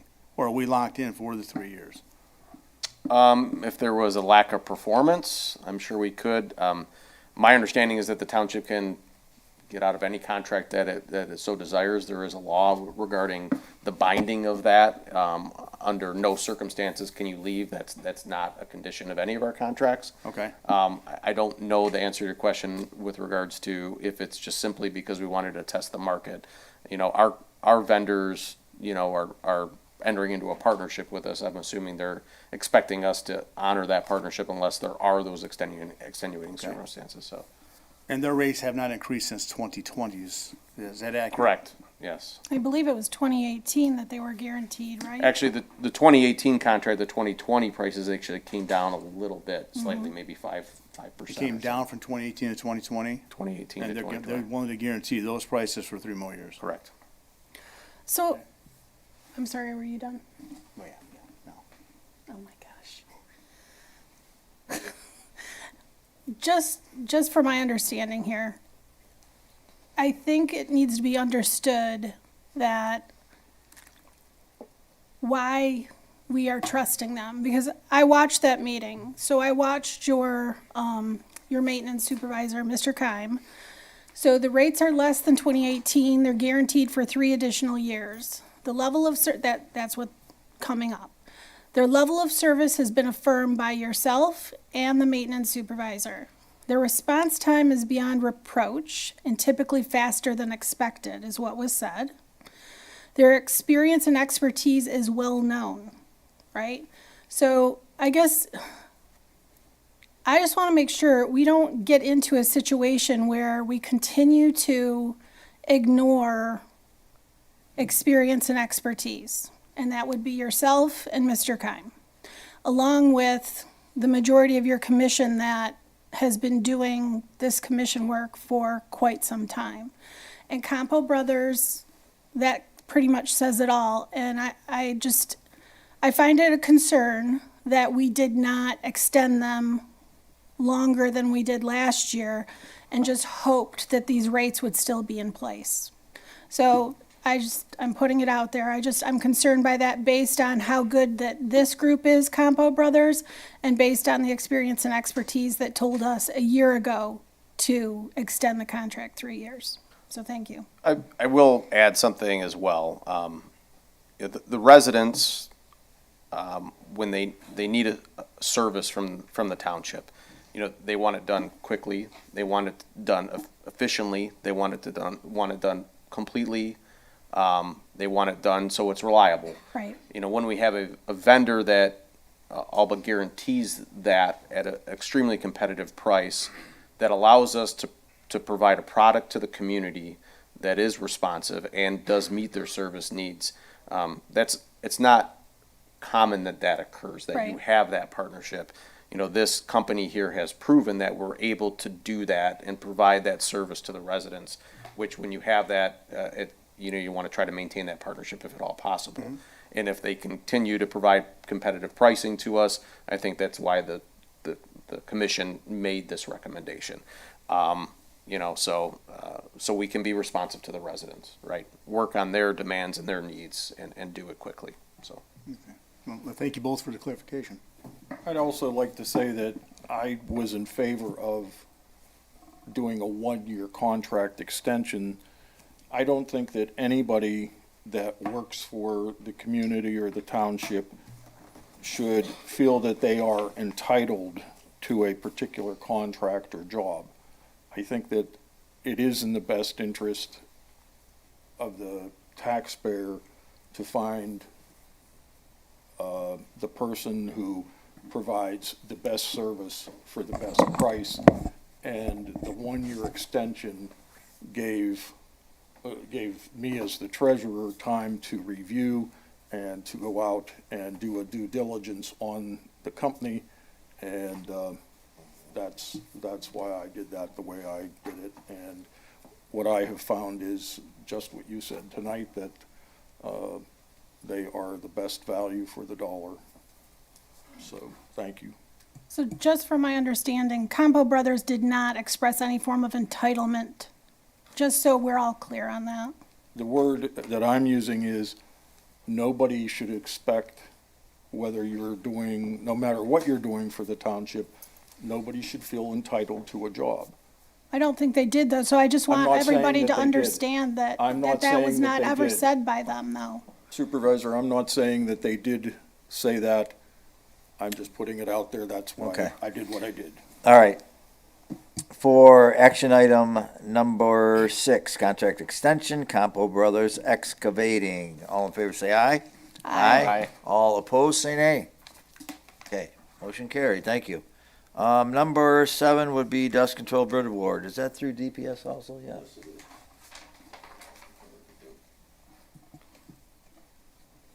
Dust Control Bid Award based on a recommendation of the Grosville Township Public Service Commission. The Grosville Township Board approves the contracting with D&D Emulsions, sole source provider for 2 applications of dust control material for the 2026-27 budget year and an estimated cost of approximately $112,810.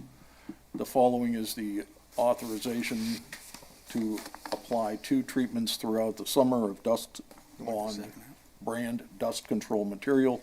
Dust Bond is the preferred treatment material as it is effective time. Its effective time period is far superior to calcium chloride. The vendor, D&D Emulsions, is the only provider of this product, thus the vendor is a single source. The first application would occur mid-May and the second application would occur late July based upon contractor availability. Application rate changes are 0.95 cents per square yard, totaling approximately $55,705 per application based on 900, my apologies. No, 57,900 square yards. The additional is the 700 mobilization charge, $1,400 for 2 events. Brian, put me down as a second on that, please. Sorry. Thank you. No, don't worry about it. Go on. If there's I think anything that's else, it. I think that was it. Any comments that you would like? No, prices went up a little bit from last year, but once again, this is a sole source provider. I think that our experience between calcium chloride and this product is far superior. That's why we've tried to stick with it as often as we could. There were some issues when the Free Bridge closed with the ability to get this product over here, so we had calcium chloride here probably in 2022, and we were definitely able to tell the difference between these 2 products and the effectiveness of it. So I would expect probably the price to go down a little bit from what's in this action item just because the square yard, the quantity of the product is probably a little bit more than we need, so we'll probably dial that down a little bit. So the price should go down, but this comes out of the road millage, so it doesn't affect any other accounts, and we do have the money allocated for it, so. All right. Any questions or concern, action item number 7? With none, Dust Control Bid Award, all in favor say aye. Aye. All opposed, nay. Motion carried. Number 8, GLWA Contract Amendment, Great Lakes Water Association. Kevin? Based upon a recommendation from the Grosville DPS Commission and the Grosville Township Board, the Township Board approves the attached contract amendment with GLWA. Second. Thank you. The history, Grosville Township has a long-term contract, 30 years with GLWA, which is the, what is that, Great Lakes Water Authority? Yes. Correct, yes. that was executed in 2019. This contract has reopeners every 4 years.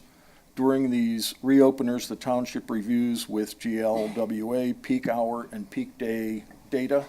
The township rates are determined by our impact on the service capacity of the GLWA system. The higher your peak hours and peak day demands, the more stress on the system, and thus the higher your GLWA rates. Under most recent analysis, the township had lower peak hours and day demands than the allowances under our contract. As such, we have made adjustments to those allowances under this amendment. These adjustments should result in modifications to our rates. These modifications will not take place until 2027. Derek? Are there any questions? I know that's a bit complicated and there's a bit of data here, but when I refer to adjustments, those adjustments should be down. I wouldn't expect them to be a significant change, but it should be in the right direction, so. And we have a 30-year contract with them, so this is, once again, something we're gonna be looking at every 4 years. I guess if you want a little bit more information, the most critical portion of this action item to look at, as far as the packets go, would be page 105, which shows peak hour data, and page 104, which shows max day data. So our allowances under our current contract are 2.01, and that's MGD, and then our peak hour is 3.51 MGD. You can see through that data, we haven't come close to those max limits during the period of time that they review. So we're planning on adjusting those down to take advantage of, any savings that might provide. So, any questions? No. Thank you, Derek. Yep. All right, thank you. Thank you. Action item number 8, Great Lakes Water Authority Contract Amendment. All in favor, say aye. Aye. All opposed, say nay. Motion carried. All right, thank you. Discussion items for tonight. Oh. Good point. Good. Fireworks were added to the consent agenda. Oh, you're Oh, right. You're right. bad Yeah, we point. did that, yeah. Bad point, Bob. That was a good catch. That was good. Catch, yeah, That was a thank you, good Bob. catch. Made me look good. Yep. Now, thank you. All right, let's go. Discussion items, I think we discussed enough tonight. Okay, Jameson, you're up. Clerk's report. Okay, phase 1 of the Bellevue connector has started. That's all the tree cutting you see on Bellevue that I've already mentioned. I don't have the dates on phase 2. I know there's been some discussion with our point of contact with the project, Eric Antelak. The problem is that this is it's a large-scale project. I know it looks like just Grosse Ile to us, but it's actually happening all over Southeast Michigan right now. So we'll get some more fidelity on dates and times. But, contractors are a little bit squirrely with that kind of stuff because they try to move from one site to another as fast as they can. The 250th anniversary, we're having a meeting on 7 May here in this boardroom. That will be probably the last official meeting about it to lock in all the events and dates. And then the primary event will happen July 25th at Centennial Farms from noon to 5. And there'll be, I don't think it's a food truck. I think one of the local clubs is cooking. There's a beer tent, a bicycle tour, bands. So it should be a good time. I'm still trying to put together a kayak or canoe canal. I suppose it's a race. So anybody that wants to volunteer to host or sponsor or participate in that, let me know in the next 10 days. Island Fest kicks off the 30th. Rec's been hard at work with that. Bands are booked. Snurbeck Family Carnival's coming again. May 30th, you mean, right? May 30th, yes. May 30th, yep. Not 3 days from now. Okay. No, I just want to make sure. Chad's going to kill me if I tell everybody it's 3 You days said from the now. 30th. And So May 30th. Yep, May 30th, and that'll continue into early June. It's good. I think it's going to be the best one yet. There's going to be a car show. There's also going to be a bicycle show for the kids, so they can clean up their bikes, and that's hosted by the Island Girl Bike Gang. Grow in South Point work to repair the trail by Al's Asphalt, not Big Al's Asphalt. We'll start around the 15th of May. Yeah, that's all I have. I don't want to talk anymore. Kevin, you are up. From the treasurer's office, unpaid property taxes, or property tax information has been sent to Wayne County. In early June, Wayne County will start sending out taxes due letters to property owners who failed to pay their 2025 property taxes. Interest is calculated per month, so it would be wise to pay as soon as possible. If your taxes went to the county delinquent, contact Wayne County Treasurer's Office at www.waynecounty.com/PTA or at 313-224-5990 if you would like information on paying your taxes late and the balance due. And thank you to everybody that pays their taxes, and dog licenses are available at the treasurer's office. Thank you. You good? All right, thank you, sir.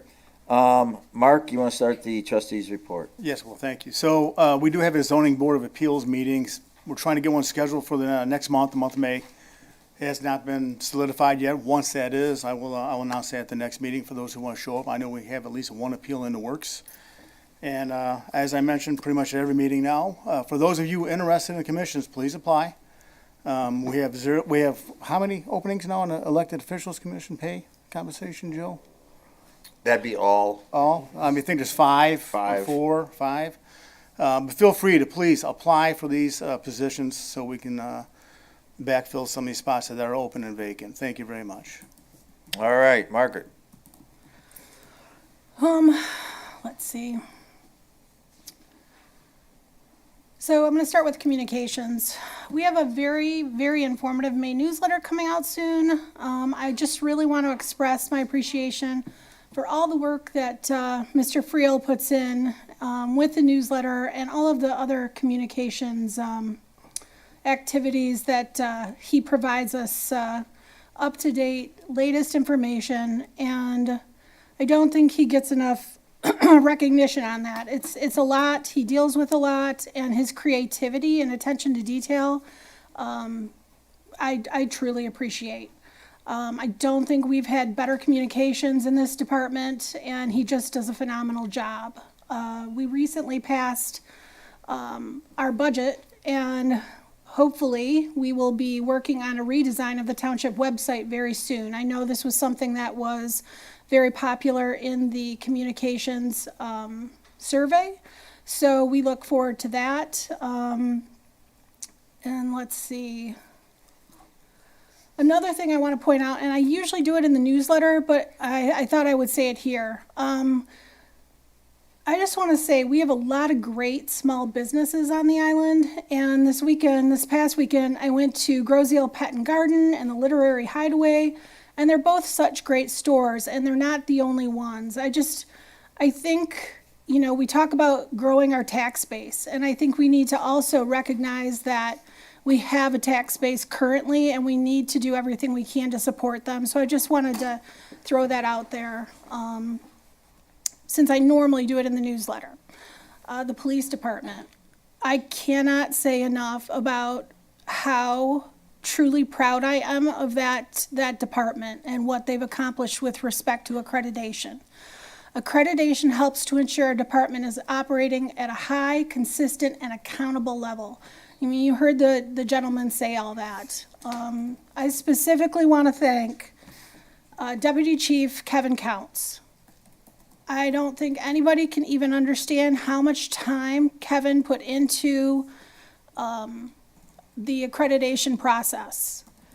Even when he was injured, he still used his other arm and he continued to work on the policies. The same thing goes for retired Chief Carmack. you heard Deputy Chief speak to it. Chief Carmack would be at his kids' events and at their practices, and he would be doing accreditation work. That's how much work it takes to do this accreditation, and they worked so hard. And the same goes for Chief Brozek. And I have to be very honest right now. I'm disappointed with some of the comments regarding the support for the police commission and the department on this millage. The police commission is made up of volunteers, and they put a ton of time into this millage language, and so did I. And, a hard copy was provided by the one person that asked. One person asked questions, I provided answers. I think we had time to have talked about this ahead of time, and I understand why we don't. I mean, everybody now understands why we don't, because clearly we're not the most functional board when it comes to working together or collaborating. So the other thing I'm going to say really quickly is that it's important to me that everybody understands clearly that since this was passed, my plan is to set up times for town hall meetings. Those town hall meetings are where you can ask questions, where we can have dialogue. My intent is to do something similar to the bridge. And I hate to even use that word because some people get very angry about that particular millage, but it's just the fact of the matter that we want to have an FAQ page. We want to have information available, and we're going to put it on the township website. What I would prefer not to see, and I've already seen it from some people, where they're providing misinformation on social media, and it's just not okay to do. If you have an issue, then bring it to the town hall, but don't provide misinformation to people on social media and confuse them. That's all I'm asking for people to do. Just ask questions. We're happy to answer them. And just a really huge reminder, everybody on the police commission, everyone up here, we all pay taxes. We're all residents. This isn't a conspiracy, not at this level of government.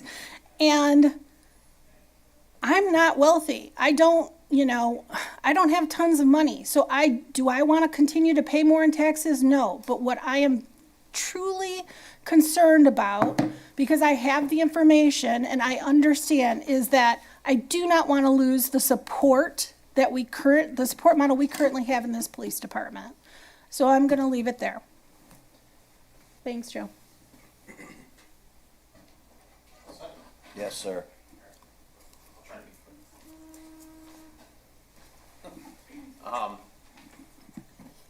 Good evening. Just a couple of quick items.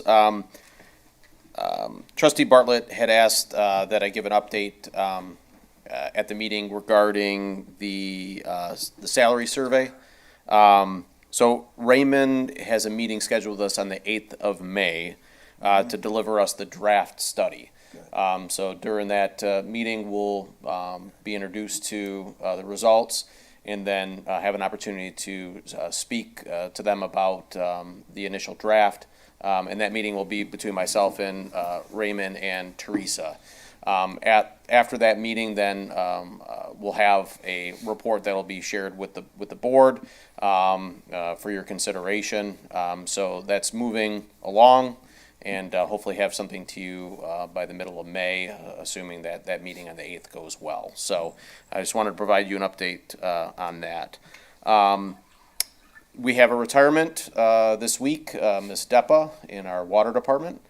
This is her final week of employment with the township, and she will be enjoying retirement following this week. So I want to thank her for her 25 plus years of dedicated service to the township. She will be missed, but we wish her well with regards to her retirement and enjoying doing the things she likes to do and spending time with her husband. So once again, appreciate all the dedication and service she's provided and wish her well. Couple of quick notices.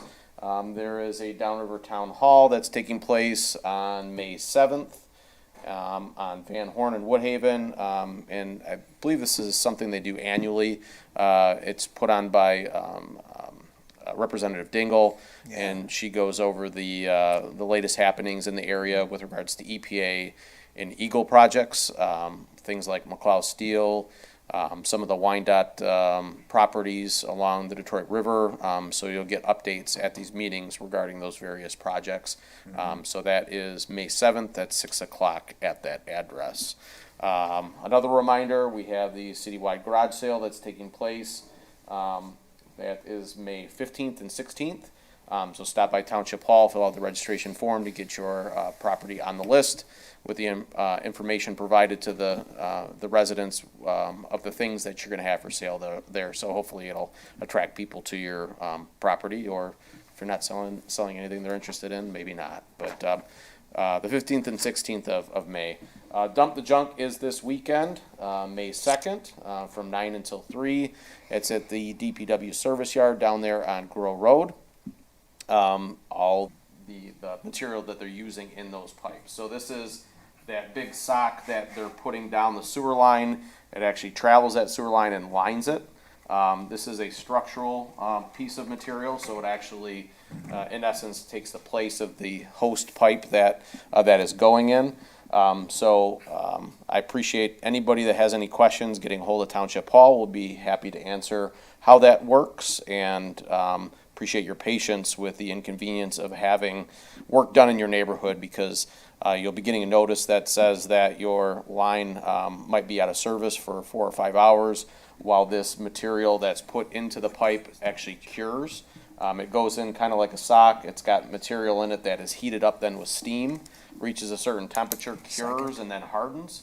And then they go in eventually after it cools down, and they cut your service line back into the main. So it's pretty hard, almost like PVC, and basically replaces the pipe. And the reason we're doing this is because there might be some faults in that sanitary sewer line, or some leaking that's occurring in that sanitary sewer line, and this helps to basically shore that up and continue the reliable service of that main for quite some time.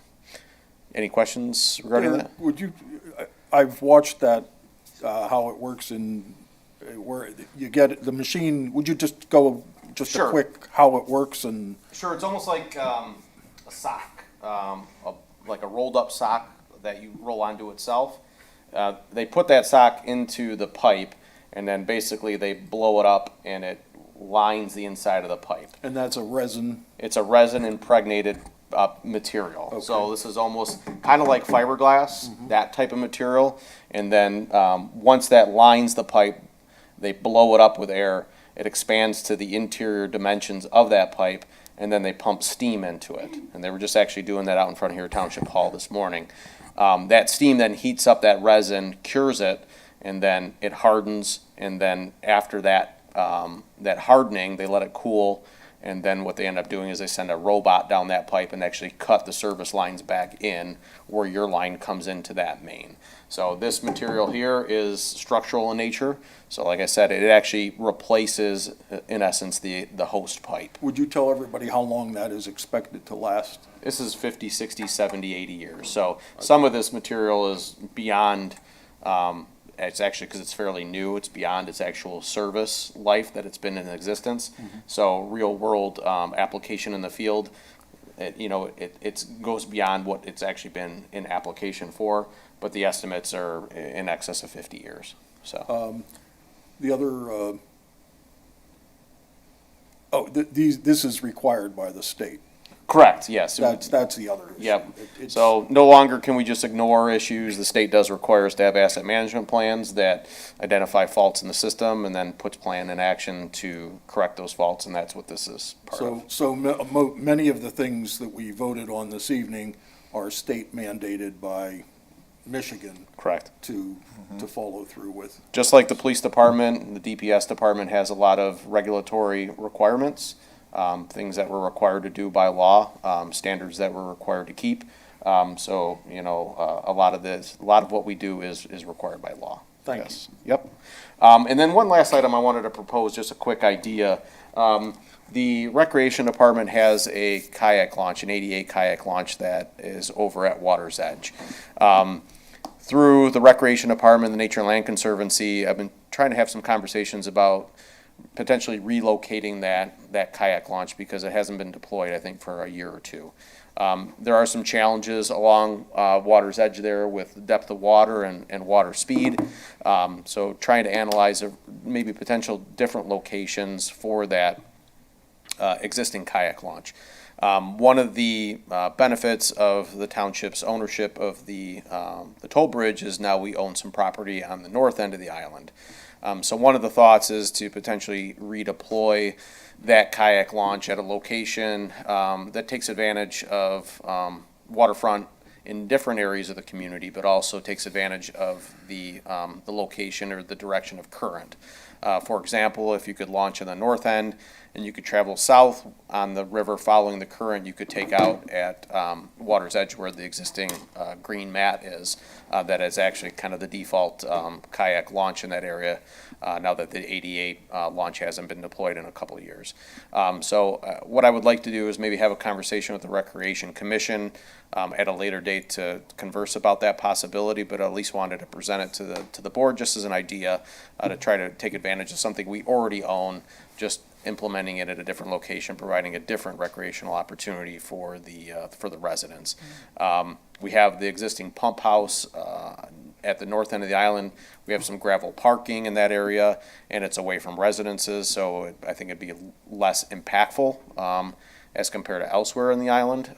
But it's an idea that I was going to throw their direction for consideration, and just at least wanted to introduce it to you this evening. So It's a good idea.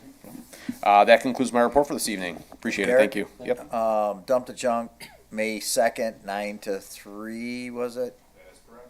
Okay, I'm writing these down, thank you. I think Rotary has shredding too, and there's, Are you gonna talk about that? No? No. I have that in my, report, actually. yeah, Chriselle had mentioned, sorry, I won't take it from you. Oh, do you, No, you're good. yeah, no, why don't we just say right now, so the Rotary is gonna have a shredding, same day, right next to the, DPS building on Grow, but it's, 9 to only 1 o'clock, correct? 9 to 1 o'clock. And so that is what building is that next to the DPS building that they're at? They're in that. It's actually a storage yard, and there's kind of a drive. There's a little side, there's a service drive right there, and that's where you just pull up there, drop it off, and they put it in the bags or shredders right there. I'm not sure what they do. Okay. Do they shred it on site, John? They take it with them and then they shred That's it? what I didn't know. Okay. Yeah, I didn't know that. All right. All right, well, thank you, Derek. My report's gonna change a little bit. Actually, Derek and Jameson, talked about what I had in mind tonight, but, I'm gonna deviate just a little bit. I just want the people to know that, this board, when we make decisions, we obviously have to be cognizant of many things. You have to know the law, you've got to know statutes, you got to know procedure, you got to know policy, but we have to be cognizant of the people's feelings on Grosse Ile, on what they want and what they'd like to see. That was part of our ordinance, part-time individual, and that was part of how that actually was created. And tonight, obviously, you can see we have such, we have some passionate people, but the point is that we make decisions on numerous areas. And the people's wants, they vote 7 of us in. And when they vote 7 of us in, we're the mouth of the people, basically, just like in anything else. And Derek and I spoke to today and how important it is when we have issues within the township. We talked about how our main concern is to handle those issues. And when we have complaints from people, then, we're a service-oriented place, obviously. So we try to get those issues taken care of. And what's it in the best interest of? The people. And getting not what everybody wants, that's not what this is about. But it's about what's right and about what we believe is right and what's in the best interest. And sometimes those votes don't go the way you think. All the votes don't go my way, since I've been the supervisor, and that's just the way life is. But I just want you to know that we have to make decisions, and we're trying. And me personally, I am very cognizant of what the people's rights, opinions, wants are. and sometimes, others may not agree. I understand that, I get it. We don't agree all the time in this board, obviously. We have some yes votes, we have some no votes, and we have some, I don't know votes. So, I just want to say that, and with that, I'm going to end it. Thank you, for the people in the audience sticking around, thank you. And, that's it for me. Now, anybody that has, any public comment, from the audience? We have one more tonight. If, Bob, come on up.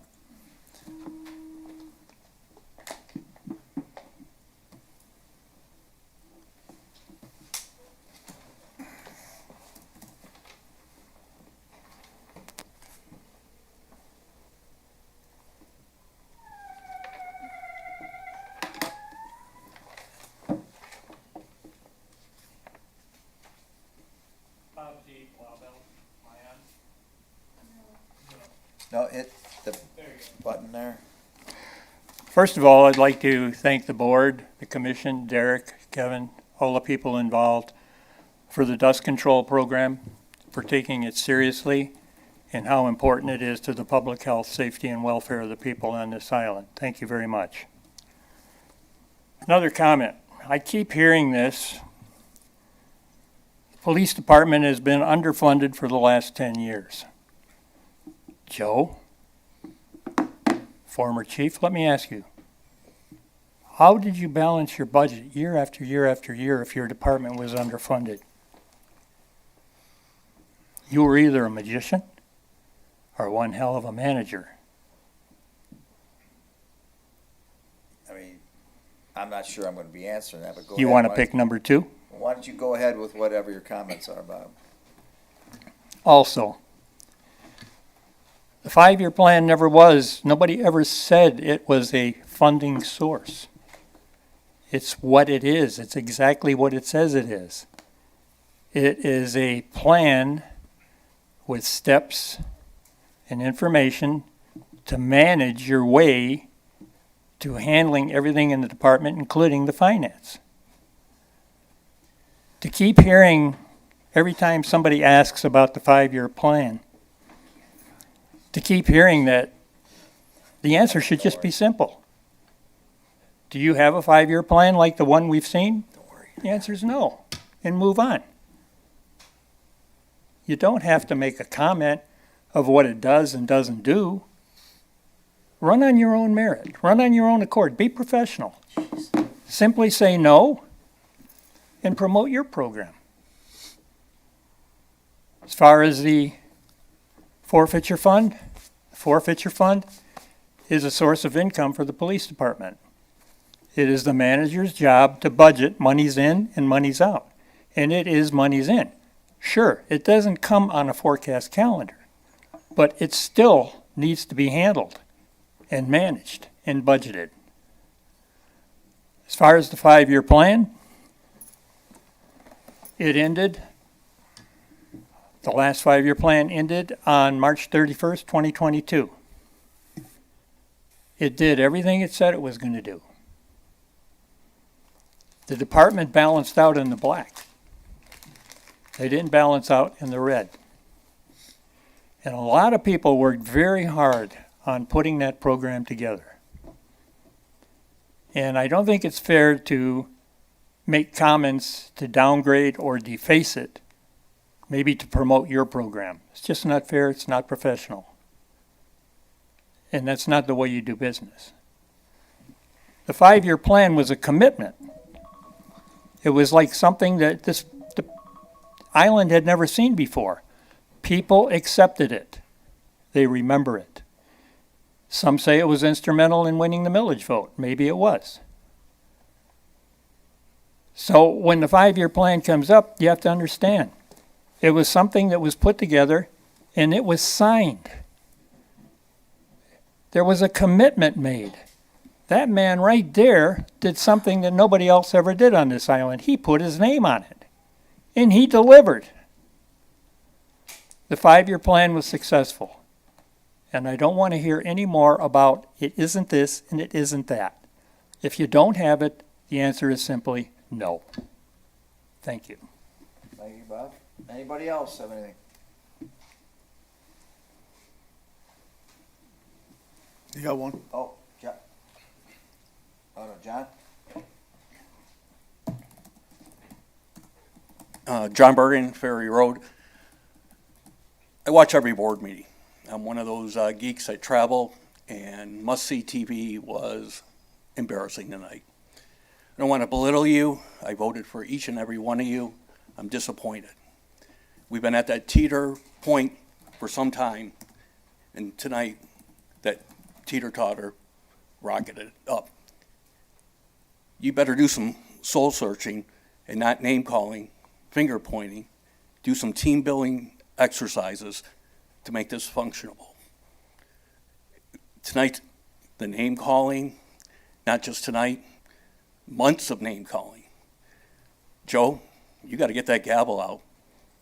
You got to stop the nonsense and the personal attacks. If you want to have bobbleheads, let's go back and watch 4 or 5 years ago. You're all intelligent. You're always not going to agree. On a lighter note, Derek, you threw me for a curveball about the kayaking. I would love to see that move down a little bit closer to the Free Bridge. If there was a way to make that rotary landing, make that into a park. You've cleared it out. It's beautiful. You've already got it in that little cove that we used for We Kayak years ago. Currents are perfect right there, stationary, but I do like being able to travel from one end to the other. And Brian, thank you for your communication. You're doing a great job. Thank you, guys. Please, you're better than what you've been doing. You can do better. Thank you, John. All right, John, thank you. Can I make a? Oh, no, she wanted to come on up. Real quick, Maureen Flavin, 17550 Park. I just wanted to say, when they put this in, Derek, sometimes it makes your pipes play music. So if people experience that, that's normal. When they put this, when they do the linings, sometimes you can hear like musical notes in your house, and that's what that is. So if people do hear that, it's just normal. Yeah, we heard it on ours when they did ours. Sometimes people get a resin type smell as well, and then also sometimes there's some water that'll come out of your toilet as well. So usually you'll get a notice on your door, you should get a notice on your door that tells you all these things. And so if you have any questions, there's a number on there as well, so feel free to call us. Add the music to it. Yeah, they add the music to it. Yeah, it was that. So if people hear music, that's part of I that. thought we were just haunted. Yeah, I thought it was the ghost. All right. Can I say one other thing? Thank you to Bob for doing the 5-year plans over a 10-year period. They were excellent, and I'd like to see those again. Thank you, Bob. All right, anyone else from the audience? I'm sorry, did you? You sure? I thought you were coming up. Okay. All right, with that, then, I'll need a motion to adjourn. So move. Second. All in favor? Aye. All opposed? You guys don't want to stay all night? Okay. Thank you. Thank you for the audience, for the people that stayed, too.